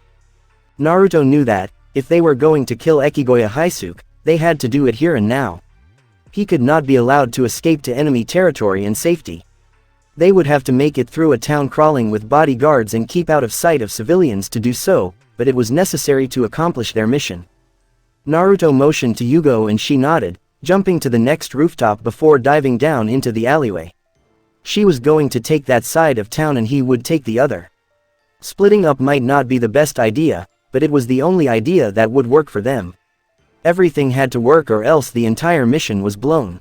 Unsheathing his sword, Naruto leapt down on the two unsuspecting sentinels, landing silently behind the first one. With a swing of his blade, the first man fell to the ground, cut in half at the middle.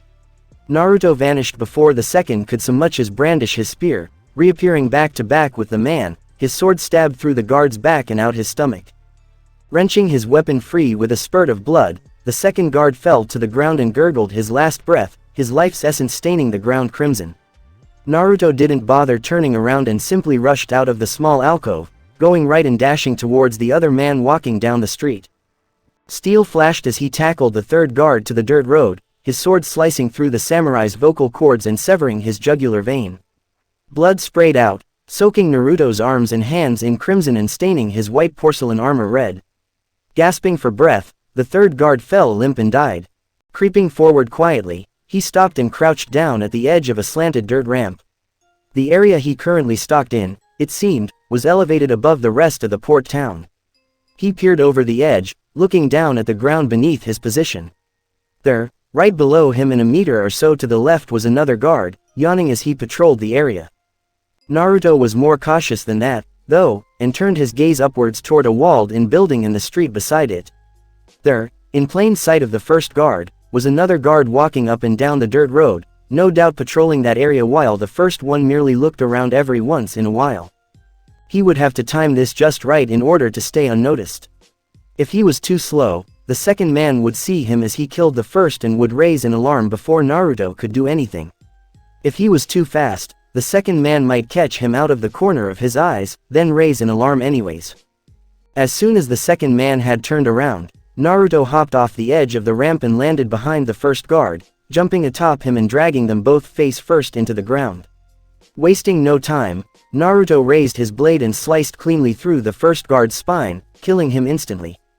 As soon as the first man was dead, Naruto dashed towards the second at full speed, his feet clapping against the ground noisily. Apparently, his haste had alerted his enemy to his presence as the man turned around and his face twisted in horror. He looked ready to scream out in terror, but Naruto would not give him the chance. Hyorinmaru was sharper than most blades, which gave him a distinct advantage over normal metal. In assassination, it made for a cleaner kill. As Naruto ran his sword through the second guard, it became clear that, even without Shikai or Bankai, Hyorinmaru was a superior sword. The silvery blade bit into the samurai a lot easier than a normal sword would, making a neat incision in the cloth he was wearing as it tore a hole in pale pink flesh. There was no blood, surprisingly, as though the man had been drained of it long ago. There was no flash of crimson or spurt of scarlet. There was only a pained and agonized gasp as the life left his eyes. Naruto pulled Hyorinmaru free, a torrent of red spraying out as soon as the metal had been pulled loose. The guard staggered backwards, gasping and holding his hands over the wound as if he couldn't believe what had just happened. He tripped over his own heels and gulped in his last breath, then went still. Paying no notice, Naruto charged chakra to his feet and jumped atop the large brick building in front of him, peering over the edge of the roof tiles. He grimaced in annoyance. There, strolling along the cobblestone street, was another guard. He was distinctly dumb-looking and seemed nothing more than a common thug. Naruto pulled a kunai from the holster on his leg, taking precise aim as the thug stopped moving for a moment to look around. His muscles tensed, he threw the tiny blade with all of his might, watching as it sailed down at unstoppable speeds towards its target. With the force of a freight train, the small kunai sunk into the man's neck. There was a large spurt of blood, then the thug collapsed sideways, dead. Channeling chakra to his legs once more, Naruto jumped across the wide street and onto the building across from him. Looking down from the roof to find an empty alleyway, he leapt again onto the next building, landing softly on the tiled roof. In front of him, he could see the vast and wide body of water that his target intended to travel on. Peering down beneath him again, Naruto frowned and let out a frustrated sigh. How many guards did this guy have stationed around the tiny little port town? Was he seriously that paranoid that he thought he needed such extensive security measures? Did he know that he was being followed? Was that even possible?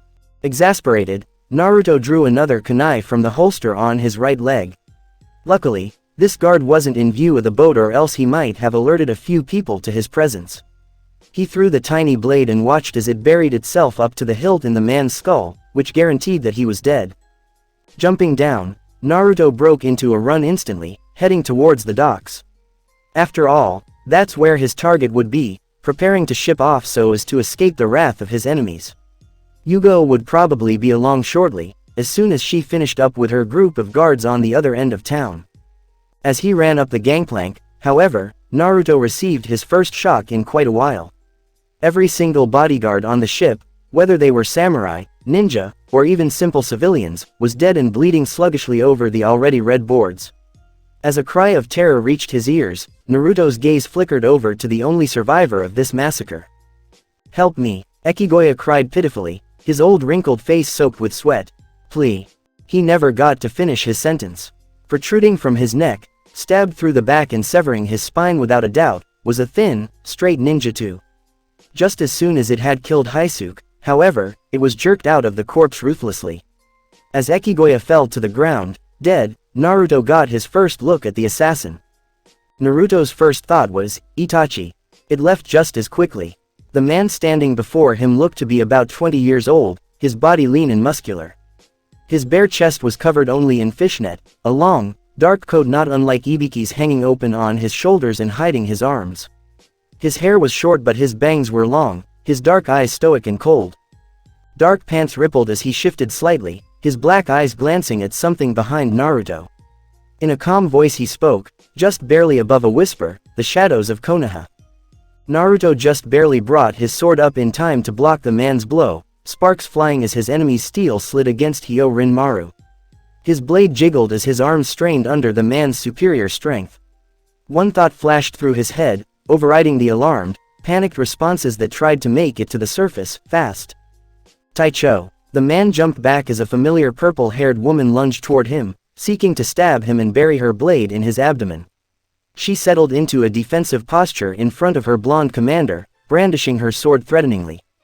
Naruto scowled, knowing that he would have to finish this battle quickly. He flashed through one-handed seals, the water around the ship churning as it lifted into the air, forming a cage of needles around the unidentified man, Sensatsu Susho. The man, however, seemed prepared for such a thing.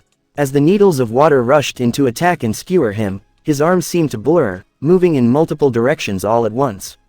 When he stopped moving, the needles of water had all splashed down onto the deck of the ship, returned to their base composition. As the shock of his failure sunk in, Naruto could only watch as Yugo dove at the enemy ninja, bringing her sword down in a vertical slash. The man blocked it simply, pushing her back and then kicking her in the stomach. She flew back and collided with the floor, skidding to a halt at Naruto's feet. Growling, Naruto pointed his palm at the man and shouted out his next attack, Hado no Sanjusen, Sokatsui. A ball of blue fire rocketed forwards from Naruto's palm, targeting the mysterious shinobi who had, by all accounts, done their job for them. It exploded against the man, sending up dust, smoke and pieces of wood in the process. Naruto growled again as he looked up towards the sky, where the man had jumped. Naruto leapt upwards as well, landing on one of the long poles that clung to the mast and held the sails in place. His eyes were narrowed into thin blue slits as he glared at this new and impressive enemy. Whoever he was at least high class in strength and skill, perhaps even S-class. Jumping over towards his opponent, Naruto brought his sword down in a vertical slash. It was blocked almost effortlessly, drawing another growl from the blonde's throat. His next attempt was to slice the man in half at the waist, but that attack was blocked as well. Snarling, Naruto vanished. The man twisted to the left, his long coat fluttering on his right as tempered steel stabbed through the knitted cloth like it was nothing. As the coat settled, obscuring Naruto's hands from view, the man reared his arm back, stabbing forward with his ninjata, crashing right into Naruto's mask. The porcelain cracked and shattered as he pulled his sword back again, attempting to behead the blonde. Naruto ducked underneath it, twisting his blade and the cloth trapped around it, shaking his enemy's footing. As the man righted himself, he was unprepared for the fist that his opponent had thrown his way. The man's head jerked backwards as he stumbled atop the thin, horizontal wooden pole, a bruise already purpling on his cheek. His face didn't change even the slightest, despite the angry Q spot on the right side of his mouth. His lips didn't even twitch and his eyes seemed as if they refused to narrow. Then, he seemed to fade from view as his voice spoke up from behind Naruto, "It looks like I have found a worthy opponent." "Taicho," Yugo called, tackling him as the man's blade scraped against the back of her armor. They righted themselves in midair and landed with a dull thud on the deck below, glaring up at the man. "You are indeed skilled," the man said. He jumped from the mast and did an acrobatic flip, landing on the other side of the deck on his knees. He stood slowly. "My name is Shigi." "Yugo," Naruto commanded sternly, "get off the ship." Nodding, Yugo leapt backwards and off the boat, landing on the dock and backing up steadily, as her Taicho had commanded. Naruto jumped onto the ledge of the deck, then sprung upwards high into the air as he swung his sword, calling out, "Sôten ni zase, Hyôrinmaru." A dragon made of liquid ice soared downwards, opening its massive maw in a roar as it flew towards the man identified as Shigi. As the beast closed the distance between them, Shigi lifted his sword and batted the dragon away as if it were nothing.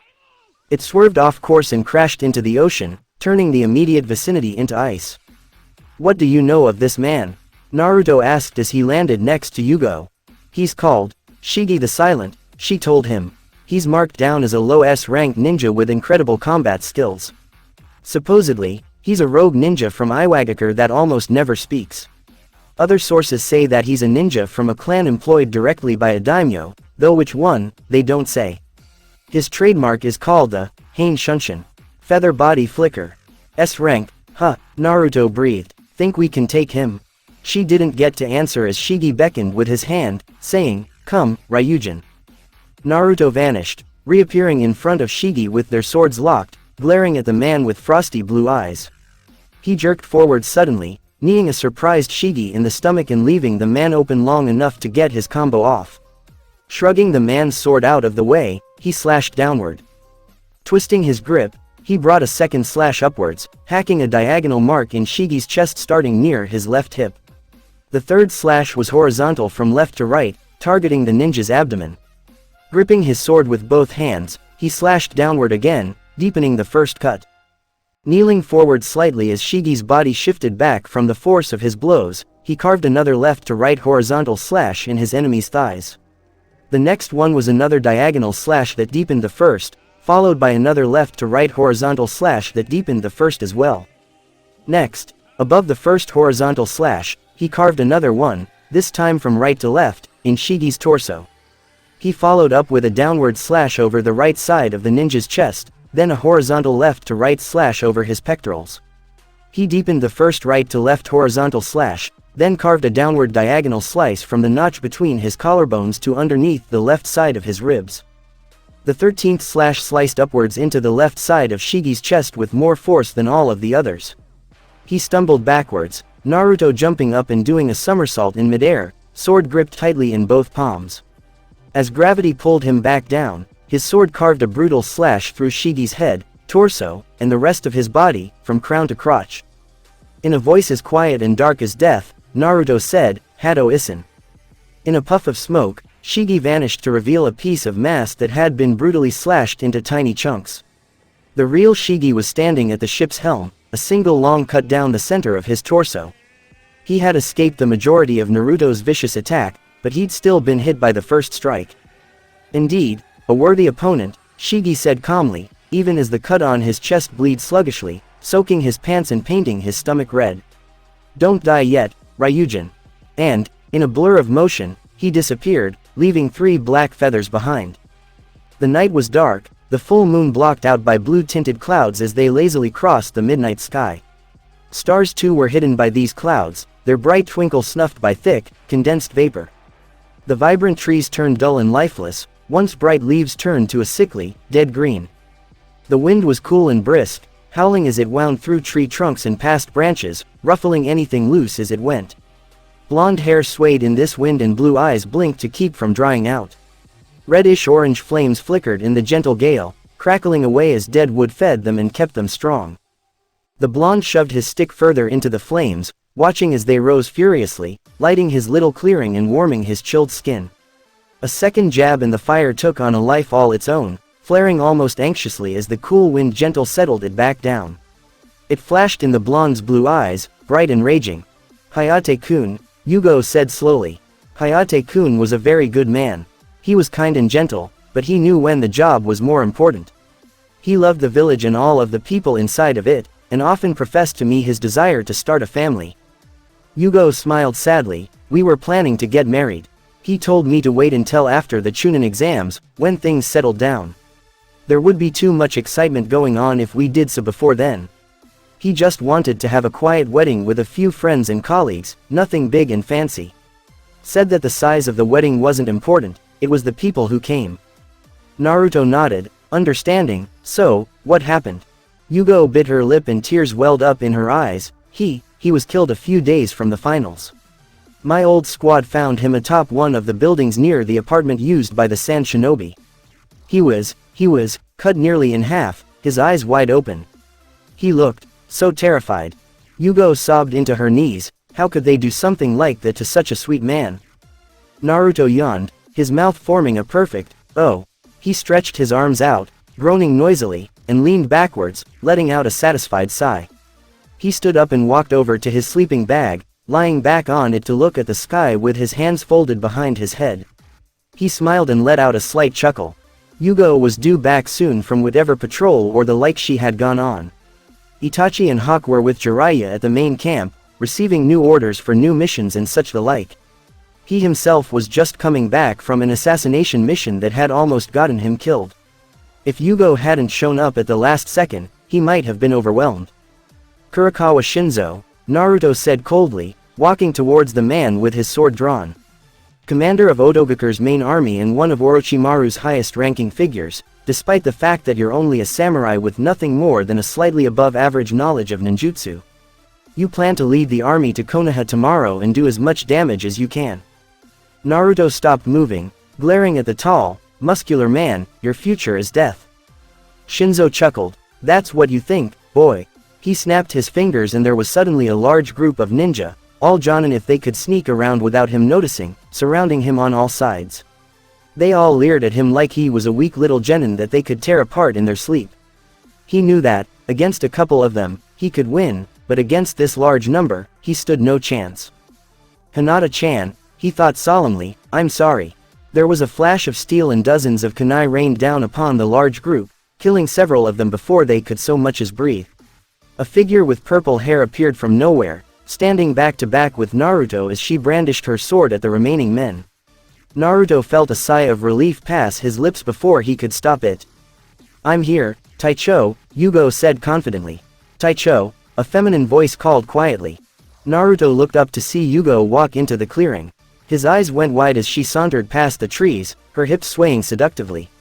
She was clad in nothing more than a thin, silk, fuchsia-colored robe that was hung low on her arms, revealing pale, creamy skin and not a small amount of cleavage that Jiraiya would kill for. As he looked into her eyes, however, he realized that she wasn't just trying to seduce him. She was crying, tears streaming down her face as if Hayate had just died all over again. He felt a pang in his heart. He hated seeing beautiful women cry. It was a bit of a chauvinistic thought, but it was true nonetheless. "Taicho," she whispered softly, leaning down to straddle his waist. "Please, Taicho. No, please, Naruto-kun." Her robe slipped further, showing just a hint of her right areola, a dark pink against her creamy skin. Her smooth thighs, taut and lean like all shinobi, pressed up against his hips, strong as steel cords. He could feel, through the cloth of his pants, that she wore nothing beneath her robe. "I miss Hayate-kun so much, Naruto-kun," she said into his ear. "This ache in my chest, it won't go away. I need to feel something else, something to distract from this pain." "Yugo," he said softly, his eyes gentle. Something tugged at his insides, a feeling of sympathy and a need to wipe away those tears, no matter the cost. A little voice in his ear whispered, "Genjutsu," but he didn't hear it. "I don't know if." "Please, Naruto-kun," she begged, anguish clear in her voice. More tears fell. If not this, then I might just stick my hand in that fire." Naruto sighed. feeling as if he were about to betray Hinata. "If you're sure about this." "I am," she replied. You remind me so much of Hayate-kun." She sighed, closing her eyes as she tugged his shirt off of him. "Please, make love to me, Naruto-kun." The rest of the night passed in a blur of heated flesh, gasps and moans, and a deep sense of guilt that welled up in Naruto's gut. Yugo had done a lot for him and he considered her a close friend, but was he really doing what was right? He scolded himself in these moments. Yugo was grieving and he could not live with himself if he did nothing to help her. Still, he gave her a number of chances to change her mind, asked her repeatedly if she was sure that she wanted to keep going. In the end, however, he still found himself beneath her and succumbing to the glorious feeling of her slick, velvety flesh. Even with that sick feeling in his gut, he could not stop himself from enjoying the sensations that came with this strange adventure into sex. When Naruto awoke the next morning, it was without the warmth of a female body pressed up against him. At once, he shot up in his sleeping bag, looking wildly around the clearing. The fire was out, the fuchsia robe lay next to him and he was completely dressed once more. But Yugo was missing. Dread filled him as he realized that though he had woken up, it was the middle of the day, just barely after noon. He never woke up that late on a mission, not even back on the wave mission. There was only one possible explanation for why he had woken up so late in the day, with Yugo missing. She drugged him. Not only that, but she had used genjutsu to make sure it worked. As a wheezing breathing filtered into the clearing, Naruto leapt out of his sleeping bag, grabbing Hyorinmaru from the ground beside him and resting his hand on the hilt. He looked over towards the direction of the noise, then immediately dropped his weapon as dread plopped once more down into his stomach. He rushed over to Yugo as she collapsed forward, coughing roughly as blood trickled down over her lips. He gently lowered her to the ground, supporting her head with his arms and desperately trying to figure out what was wrong with her when the only injuries she had were a few scrapes and bruise. Kabuto. Even as he realized who had put his teammate in the condition she was in, he also realized that there was nothing he could do to save her. Someone of Kabuto's caliber, someone with enough medic skills to sever arteries and block chakra from reaching vital organs, would not leave enough behind for someone else to heal. "Naruto-kun," she whispered. He tried to shush her, frantically asking Hyôrinmaru to help heal her the way he had Hinata, but all he got was a firm shake of the dragon's head. She was beyond help. "I'm sorry, Naruto-kun. Sorry that I tricked you." She coughed again. When Jiraiya said, "Kabuto was behind all this, I wanted to kill him by myself, so I drugged you." "It's all right," he said soothingly, "I forgive you." "Just like Hayate-kun," she smiled, looking at something far in the distance, something he couldn't see. It's all just a." Her lips formed over the next word, but no sound came out. He knew what she was trying to say, though, and whispered it back to her, "Yeah, just a dream." With a peaceful smile on her face, her eyes slowly closed and she fell limp in his arms. The heavens opened as he stared up at the sky and released thick, heavy rain. As Jiraiya awoke, he sat up from the ground and yawned, stretching his arms wide. Once he had regained focus of the world, he blinked and rubbed his eyes to make sure he wasn't seeing things. What he saw didn't change, so he blinked owlishly once again and wondered if he was sane. "Hey," Naruto said lightly, a peaceful smile on his face, "got any food?" Jiraiya looked over at the pot of stew boiling over the fire, figuring that Itachi or Hawk had probably set it up. "Sure." Smiling, Naruto dished himself up some of the stew and dug in. He ate quickly, that damnable smile still on his face to the point that Jiraiya wondered if it wasn't pasted on. Through a full mouth, the blonde mumbled, "This food tastes terrible, as always." Jiraiya frowned. It was his recipe after all. If it tastes so terrible, then why are you eating it? Naruto swallowed and threw Jiraiya a grin. "They say hunger is the best spice." Jiraiya didn't bother to comment as the blonde simply continued to shovel food down his throat. When he was finally done eating some 10 minutes later, Naruto burped and let out a sigh, then glanced at his aged companion. "Have you heard this story?" Taking a deep breath, he said, "There once was a tiger-striped cat. This cat died a million deaths, revived and lived a million lives, and he was owned by various people who he didn't really care for. The cat wasn't afraid to die. Then, one day, the cat became a stray cat, which meant he was free. he met a white female cat and the two of them spent their days together happily. He took another breath, making sure to make it dramatic to add flair to his story. Well, years passed and the white cat grew weak and died of old age. The tiger-striped cat cried a million times and then he died, too. Except this time, he didn't come back to life. Jiraiya nodded thoughtfully. That's a good story. I hate that story, Naruto said. Jiraiya arched an eyebrow, blinking in confusion. I never liked cats. You know that, sensei, Naruto smirked. Realization dawned, and he chuckled humorously. Oh yeah. Hey, heh. Naruto soon joined in and it erupted into a full-blown cackle the likes of which he hadn't felt in years. As they continued to laugh ridiculously, Naruto stood and started to walk away, still laughing at whatever the two of them thought was funny. As his humor died down, Jiraiya called, "Hey, Naruto." Naruto stopped. "Yeah, I just want to ask you one thing," he said seriously. Naruto still smiled. "What's that? Is it for the girl?" There was a pause as the mood immediately turned sour. "She's dead, sensei. There's nothing more I can do for her now."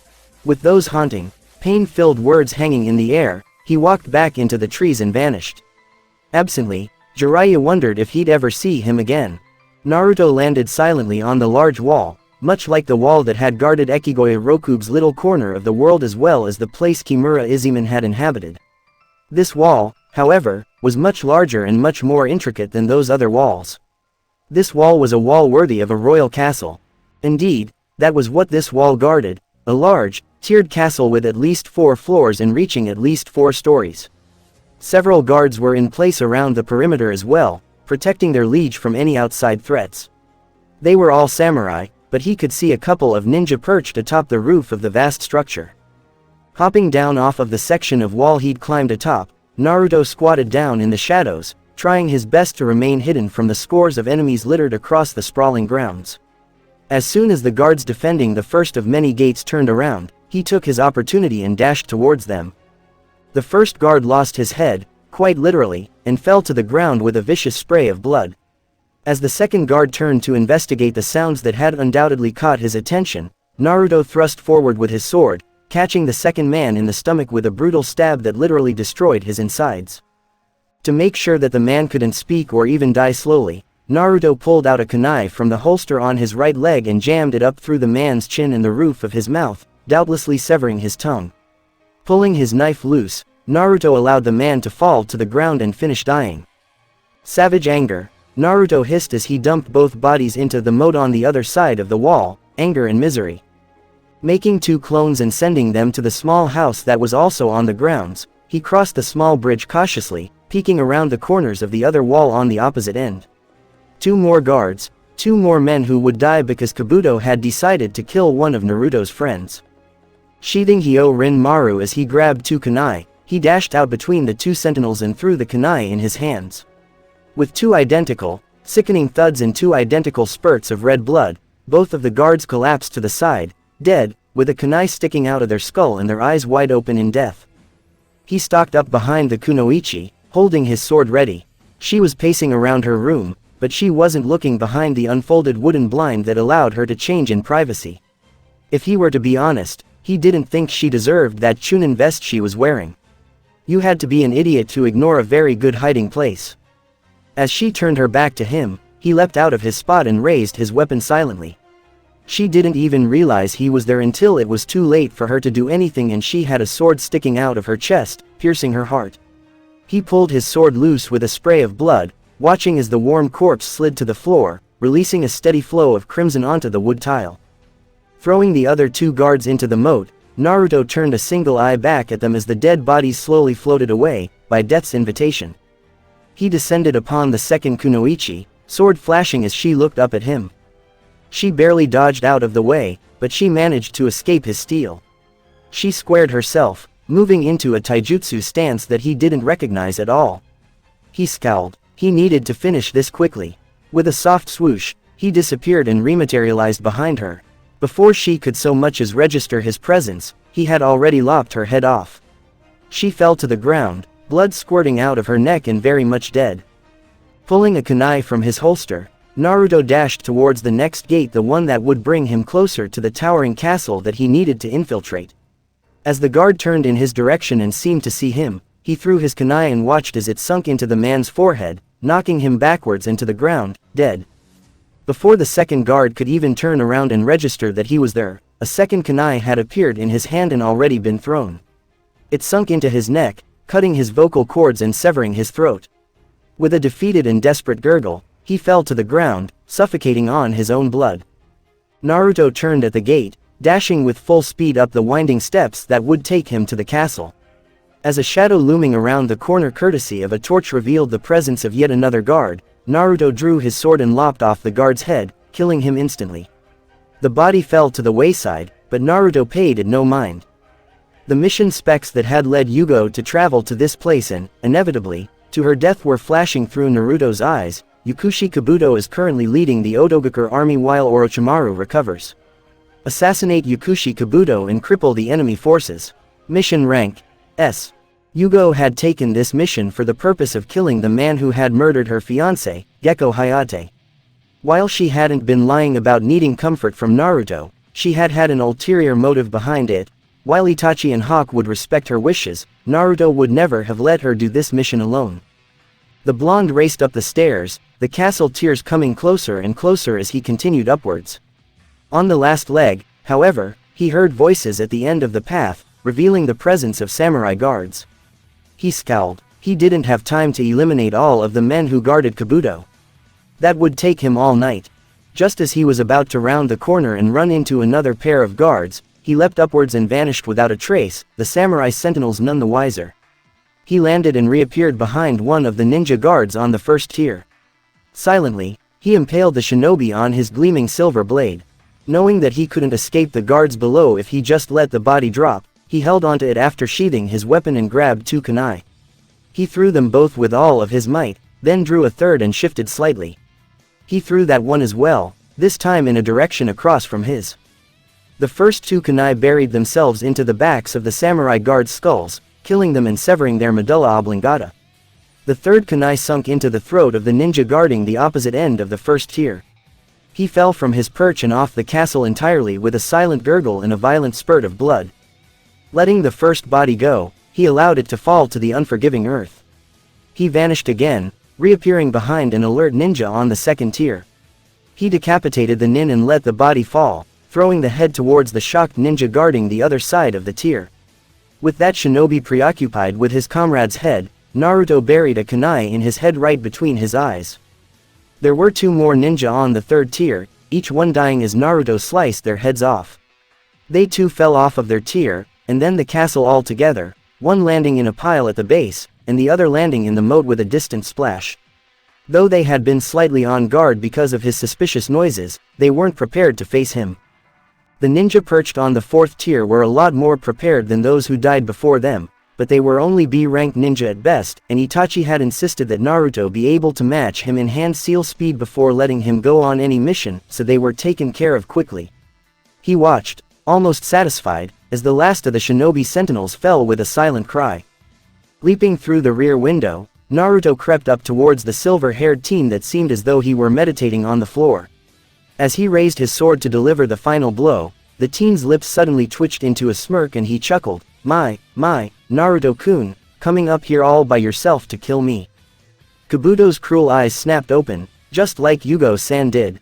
Naruto swung for his neck angrily, but Kabuto had already moved out of the way, still chuckling like he was the funniest person in the world.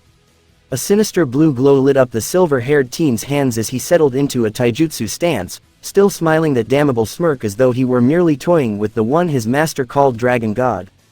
"You caught me by surprise last time," was all Kabuto said. Naruto snarled, "Bankai." In an instant, the roof exploded, disintegrating into the wind.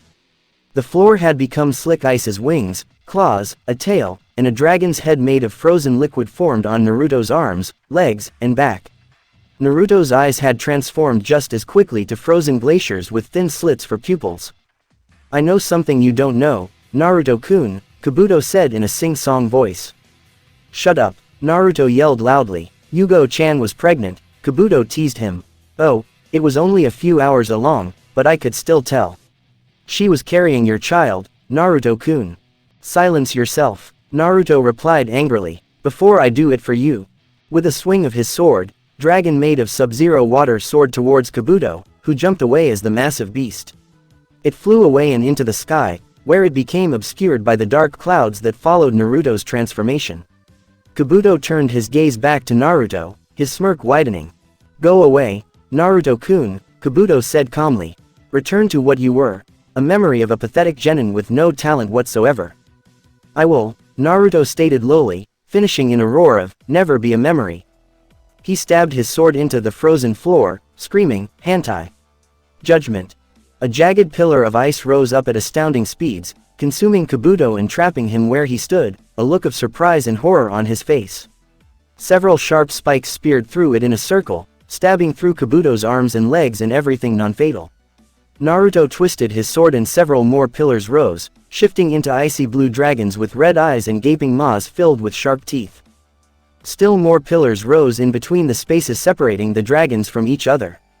They were tall, reaching towards the sky and disappearing into the clouds. He lifted his sword and both the pillars and the dragons stiffened, as if standing at attention before their master. His voice colder than the Arctic itself, he said, "Tem wo Urakasu. You are guilty." His sword twisted and immediately the pillars dove in on Kabuto, encasing him in another layer of ice. They melded together until they looked like a single round, tall pillar, reaching towards the heavens. Another twist of his sword and the dragons rushed in, too, melding into the pillar-like ornate statues. With a cold fury, Naruto rushed forward and stabbed into the pillar, crying, "Shine! Die!" A blade of ice shot forth from the point of contact where Naruto's blade had bit mere centimeters into the pillar, stabbing forward and out the other side of the pillar. It was stabbed through Kabuto's heart, and would stay there until the traitorous ninja died. The best part about it, the part that satisfied Naruto the most, was that the ice would prevent Kabuto from healing anyway. As the wings and other appendages melted away and the ice on the floor dissipated, leaving only the pillar, a voice spoke from the shadows, "Well done, Ryujin, and welcome to the class of S rank." A kunai flew from Naruto's hands, but Shigi the Silent caught it between his fingers effortlessly. His face didn't twist into a smile nor did his expression change at all. He simply stood there, a long scar down the center of his chest that seemed almost invisible next to the creases his muscles made. "What are you doing here?" Naruto growled. "I cannot say hello to my favorite Anbu?" Shigi asked innocently, his tone never changing. "I suppose you could," Naruto ceded, "if you had a favorite, anyways." In an instant, they were at each other's throats, metal clanging as they swung their weapons at one another. Naruto's vertical slash was blocked by Shigi's horizontal one, and his second slash, a diagonal one, was blocked by Shigi's vertical slash. Pressing their blades together inescapably, Naruto curled his fist and launched it at his enemy's head. It hit head-on and Shigi's head jerked back, even if the rest of his body remained motionless. Shock filled Naruto as Shigi brought his head back down and looked at him impassively, enough that it distracted him from Shigi's fist until it was too late. Naruto went flying, but righted himself in midair and flung his palm out, crying, "Hado no Sanjusen, Sokatsui." Shigi jumped over the ball of blue fire, landing effortlessly, even as Naruto cried out once more, "Sokatsui." Dashing to the left allowed him to dodge the second attack and Naruto called out its name once again, "Sokatsui." Shigi dodged to the right of the third one, but wasn't prepared for it to be a feint as Naruto appeared in front of him and knocked him into the sky with a powerful uppercut. The blonde followed him into free fall, jumping past him and attempting to deliver an axe kick that would devastate him if it landed. He crossed his arms in front of himself and let them take the brunt of the blow, tumbling downward towards the floor of the heavily damaged castle. He righted himself at the last second, landing on his feet and hunched over as the boy fighting him came down at an amazing speed. At the last second, Shigi raised his sword and defended against Naruto's strike with a horizontal block, pushing the blonde's sword away with his own. As Naruto stumbled backwards, Shigi rushed forward with a vicious stab, attempting to get the boy right through the tender, almost defenseless stomach. Twisting his foot, Naruto angled his body as best he could. Shigi's sword slid along the cream chest armor and never penetrated, though a straight stab would have. Going with the twist, Naruto brought his foot up and landed a heavy kick against Shigi's chest, knocking him backwards and into Kabuto's pillar. As Shigi stood straight and went through familiar hand seals, Naruto's eyes widened and he jumped, leaping over top of a giant fireball that would have easily roasted him. As the fire petered out, Naruto threw a kunai down at the defenseless Shigi, then disappeared in a blur and a soft swoosh. Shigi knocked the kunai away effortlessly, but he wasn't fast enough to dodge or block Naruto's stab, which sliced through his left shoulder and made that arm practically useless. Smirking at the impassive ninja, Naruto slowly pulled the blade out, coated with blood, just barely noticing the small wince that crossed Shigi's expression. Shigi immediately lashed out, Naruto just barely dodging as his blade sliced a thin cut into the blonde's already whisker-marked cheeks. Ducking beneath his enemy's guard, Naruto landed a harsh palm strike on Shigi's nearly bare abdomen. The air left the dark-haired ninja's mouth with an audible swooshing sound. Taking advantage of his enemy's surprised state, Naruto landed an uppercut on Shigi's chin, then brought his leg up and launched the pale man backward, where he skidded to a stop on the hard floor.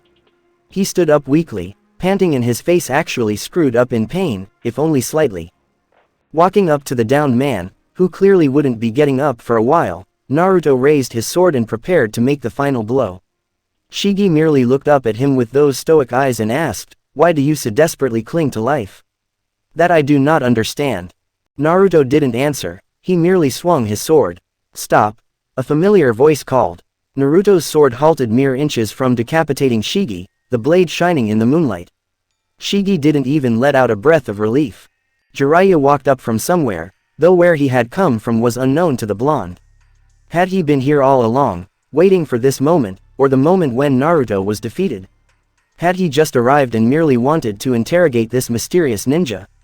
Was Shigi actually an ally in disguise? As the old man walked forward and glared at the defeated Shigi, his eyes cold and stern, the last question was answered. Shigi was most certainly not an ally at all. In fact, Jiraiya was glaring at the man as if he were Konoha's worst enemy. That still left several questions to be answered, but Naruto figured he'd learn in a moment. "Tell me," Jiraiya said, his voice brooking no argument, "I wish to know. Was this all the work of Aizen Sosuke?"